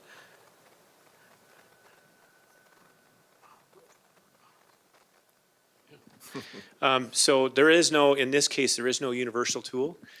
So there's the beautiful thing that comes with working in this fashion, and then there's also the systemic thing that comes working this fashion. Our tutors are responding to individual student needs. And so those needs come at us a variety of different, from a spectrum of needs. And so providing one specific instrument for them to gather information is really not feasible in this case. And so really it is them working and touch base on those objectives, as Danelle mentioned in their plan of what they're working on, and having them come back and work with that student to be able to make changes to that student behavior or student engagement. So in your data, Mr. Reynolds, then when you show an improvement in social emotional learning, it's really reflective of that student meeting their objectives in the plan that the tutor set up with that student. Correct, and that would be similar for engagement as well. So it's the responses that tutoring is being provided. It's the wonderful thing about being flexible to meet student needs, but also the systemic part of being able to use one single metric is really hard to do. Thank you. Director Williams. So I love this tutoring thing. My son had the ability to benefit from this last summer, so super appreciative to all the tutors and all the work around this.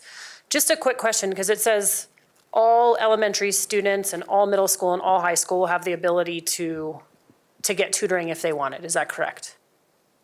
Yes, they're going to be working through their schools for that service. Great. I guess my follow-up question would be, do you also send out emails to those that may benefit a little bit more from this? Only because as a parent, I think a lot of times you see an email come in and you're like, oh, my summer's so booked. I don't have time for one more thing. But if a teacher or the school reached out specifically and said, hey, listen, I really think that your child could benefit from this, do we do that as well? Yes, we absolutely do. And that's that student study team process that I spoke about a little bit ago. That does involve our families, and our schools will absolutely reach out to certain families and students to encourage them to be a part of this. Any other questions by the directors? All right, thank you very much, team. Moving into the Board of Education reports, President report, Vice President report, and Director items. Before I talk about the general things, I did want to offer the superintendent a opportunity to comment very quickly on some items just from previous meetings that I know we're tracking, consider it kind of a report out to the public. So 4 very short items, don't need long speeches, on what we, just to update the community. First one would be the status of the GEM Center. I think everyone here knows we had a large series of speakers come in and speak consecutively about concerns on what's going on there. The second one is mainly a concern that I think a lot of the board members saw from the community around potential use of Narcan, or basically something that we could use in the schools in a state program. Third one would be very quick, and I know this is dear to Mr. Reynolds, just a quick update on where we are, science of reading. And then the last one would be conservative comments on a particular item and legal item, which would be the John Dewey Institute lawsuit. So any comments you would like to make on that as a superintendent, then I'll follow up as the president. Okay, and I don't do long speeches, so you needn't worry. Thank you for getting me those questions in advance. I appreciate it. That allowed me to be prepared. So I'm going to start with the GEM Center. Appreciate all the families that came up at the last meeting and advocated for their kids. We all want to advocate for our kids, and that's wonderful that they did that. I'm super grateful to Danelle. She went to the GEM Center and has met with the families and the executive director, and those students are staying in that program, and we expect them to continue to remain in that program. And Danelle is working on our side, on the district side, to resolve any concerns that are still lingering from the GEM families and from the GEM executive director. So we're working on that. And thank you to Danelle for that. That was a lot of effort, and I'm thrilled that we did it. Let's see, on the READ Act and kind of where we are, I'm just going to give you a really quick overview. of our K-3 teachers that are required to have completed the training by August 1st. We have 54% that have gone all the way to the step of getting it on their license. So everyone else is in some stage of that. But we have had, at the school level, our executive directors of schools have had individual meetings with individual K through 3 teachers to just help make sure that there's a plan and that we're executing on the plan. So all of that work is being done by our executive directors of schools and our principals. And so that's really good. Our total number of folks that are required, the K through 3 folks that are required to meet that requirement, I suddenly lost my number. Okay, well, I'll tell you that number later. But we are at 54%. And but very interestingly, we have a very large number of staff that are not required, that are not part of that K-3 category, but have completed the training also. So that's also really good. Okay, and then the third thing is on Narcan. So we have had a number of community members ask if we have, if we're part of the state program that allows our schools to be in possession of the medication that counteracts an opioid, potentially counteracts an opioid overdose. And first, I will say our SROs are currently in possession of Narcan at our schools. So we do have our school resource officers. To do it as a school district, there has to be a change made to a Board of Education policy. So we will bring you on the April 26th meeting. Legal counsel is working on what those recommended changes will be. We would bring you that recommended change, and should you all want to move forward with that change to board policy, then we are eligible at that point to participate in the state program as a school district. And then lastly, on the ongoing lawsuit with, there's not a lot we can say, but what I will say on the ongoing lawsuit regarding the John Dewey Institute, we and the State Board of Education are currently going at an appeal together. The issue is, can the courts overturn a charter decision made by the State Board of Education? And so the State Board of Education, that's why they are doing the appeal alongside the district to see if indeed the courts can make that determination. So that appeal is moving forward. And I think that's about what I have to say on that topic. So. Yeah, thank you, Superintendent Kane. And the only thing I'd like to add on that is I know there's been a lot of public statements about how that JDI lawsuits was decided to be pursued, or that appeal. And again, keeping out of the legal details, I wanted to say that that was pursued by the district because they believed it to be in the best interest of not only this district, but other districts to make sure that the norms are followed, that we don't have this back channel means of going to the courts and going outside the established system. So that was a district decision. And for certain folks that are out there saying that there was some type of conspiracy or untoward action by the previous board, that is not the case. I'm sure the board was informed of legal decisions, as we always are, in the case of what the district is doing with legal things that may affect the district. But that was not a secret decision or anything that was done by the board. And I just wanted to put that out publicly, that this is normal course of business, and that the district, I believe the position is still, they believe it is in the interest to pursue the appeal should the Supreme Court take it up. They have not decided to do so.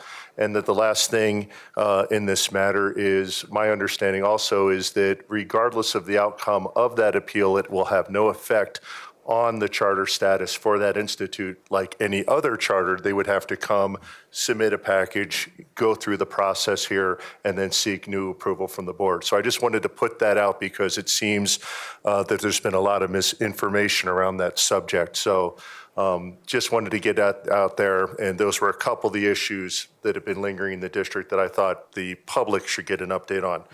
That being said, a couple other things from the president. Board of Education special meeting has been added to the academic calendar. We originally only had one meeting scheduled for May. We are going to officially add a second, which will be on Tuesday, 24 May, 2 weeks after the current meeting. We will get that officially noticed out to the public. Agenda planning for the 26th April School Board Study Session is scheduled for this Thursday, April 14th at 11:30. Again, as I previously mentioned, we are trying hard to find what now looks like a Friday target for our retreat as soon as we can get availability in. And I do encourage board members, it's 7 board members, a superintendent and some facilitators. So hopefully we can get agreement on a date and get that scheduled and then report back to the public on where we are. Last thing that I have is last night, Director Ray, Meek and I had an awesome opportunity to attend a long-delayed presentation from Ms. Kimberly Moore and the team that does Sources of Strength. And for folks that don't know, it really focuses on mental health in the district, and it is really a peer-led program. We do have mentors, we do have faculty overseeing and facilitating, but it is really students taking care of students in the areas of hope, help in 8 unique sources of strength. So it really works individually for each student.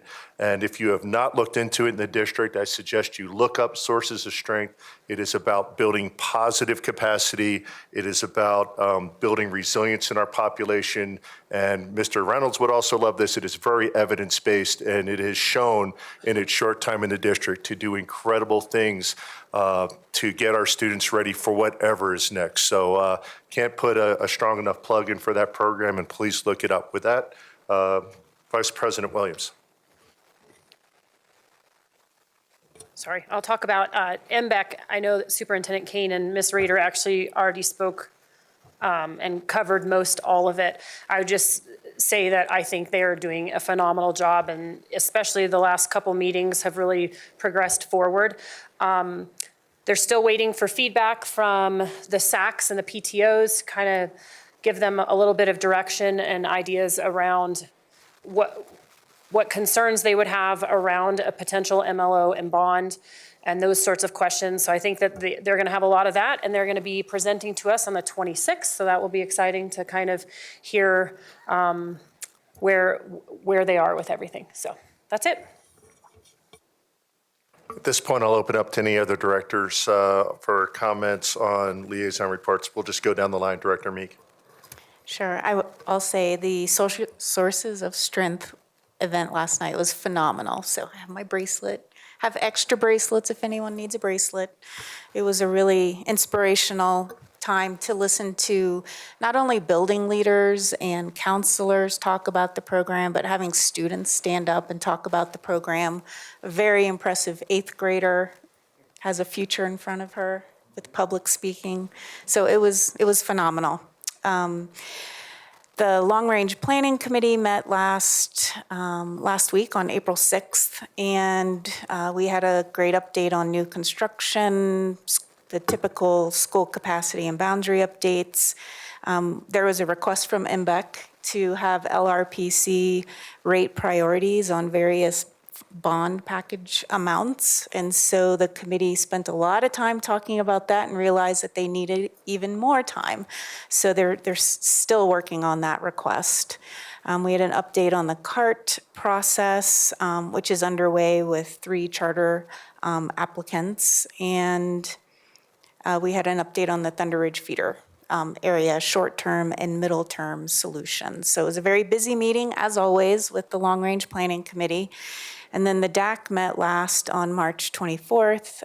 We heard about the ESSER update presentation that we saw a bit tonight. We had a recap of the DAC forum that had transpired recently. Mr. Blair gave a great update on everything IT-oriented and how huge and immense the responsibilities are. He did a great job. Dr. Kirby gave an update on the site lead focus group. Their work is pretty phenomenal. We'll be seeing that in the near future. We had an update on the academic calendar, and that was by Mr. Ranford. And it's just amazing how much work goes into creating a calendar and how important it is to get it right. So that took up some time. And then we had a committee member asking, how are we going to bring our community together given the chaotic environment over the past several months? And honestly, that's why I keep bringing this up, because I think it's up to us as a board to figure out how we are going to bring the community together. And I think having some common norms around how we operate is going to be really, really important. And I know and I appreciate the desire to get the retreat on the books, but I don't think we have to wait for the retreat. I think we can start working now to make sure that we really are following all of our board policies, which is why I bring it up. And, I agree, as board directors, we have First Amendment rights and we have board policies. And our board policies are very clear that we're not allowed to speak for the board. We are allowed to give individual opinions, and they must be qualified as such. And so I think we as a board really need to be thinking about, how are we going to move forward? How are we going to not be partisan, because that drives further wedges into our community? And so I bring that up for us to think about or talk about. Director Weiniger? So there were a couple MBOC and FOC meetings that were in person, and I was unable to attend since I was healing from surgery. But I did meet with the chairs and had coffee with them, and just trying to get a better relationship and understanding of what these committees are and the relationship between the board and the committees and staff, and just trying to wrap my head around it and just get that communication and relationships more secure. So I'm looking forward to FOC on Thursday, and we are going to be given the same presentation, probably in more detail, about bond refunding. And I did ask at the agenda planning meeting for just a memo on their opinion of it. And they'll provide that for us. Probably try to get it sooner than the day before. So I'll see how soon they can get that and communicate that to everyone. And yeah, we're just concentrating on lots of talk of the MLO and bond and what was done before and what they'd like to see on the next one going forward. Just some improvements. So yeah, going good. Director Williams, anything else? Director Myers? Director Ray? Director Hansen, would you like to talk to safety and security, or? Actually, I was thinking, but I would just like to add something just brief. So I get to serve on the security committee, and there's not a lot that we can publicly share. So oftentimes I don't have anything to add. And I know I'm not going to share any specifics, but I just want our community to know that bringing Johnny Grusing into our community was an extraordinary hire. And Mr. Abner, I know you're going to leave your footprints all over the district office, but that is one that our entire community should be truly, truly grateful for. He is doing phenomenal things in our community as a whole. The other committee that I get to serve on is the foundation, and I just want to tell each and every one of the foundation board members that the Apple Awards were amazing. It was so great to be in person with everyone again. It was such a well done event. Cannot wait next year to have it at the CU South Legacy Center, whatever its name will be. But it was such a well done event. And thank you to all of you for your volunteer work to make it a special night to celebrate the employees that make DCSD the place that it is. And just to add to the safety and security stuff, we did have a chance to hear from some of our principals, and they were invited to the Safety Security Committee meeting to give their unique perspectives. And I think it was an excellent practice that I'd like to see in the future. Again, don't want to discuss any of the details, but know that the district security team is listening, taking a lot of notes, and that'll be one of the topics at the retreat. Where does that priority lie, and what things can we do? So with that, we will move to our next agenda item, which is agenda item number 11, and that is convening an executive session. The recommendation would be that the board adjourn the study session and convene an executive session, a closed session, for the purpose of conferring with the district's attorneys to receive legal advice on specific legal questions pursuant to CRS 24-6-402-4B regarding pending litigation in the matter of Douglas County School District RE1 et al. Versus Douglas County Health Department et al., now on appeal in the United States Court of Appeals for the 10th Circuit, case number 221092. And the requested members would be all 7 directors, Superintendent Aaron Kane, District Council Mary Clemish, and Elliot Hood and Jack Peters from Kaplan and Ernest, who are representing the district and would be attending virtually. Do I have a recommendation? Or do I have a motion? So moved. Moved by Williams. Do we have a second? Seconded by Weiniger. Now take the roll. Director Hansen? Aye. Meek? Aye. Myers? Aye. Peterson, aye. Ray? Aye. Williams? Aye. Weiniger? Aye. Passed by a motion of 7-0. The study session is now adjourned. Cabinet can go home, and only those that need to attend executive session need to proceed. And we'll start the executive session in no less than 5 minutes if those people that need to attend need to have a restroom break. Thank you.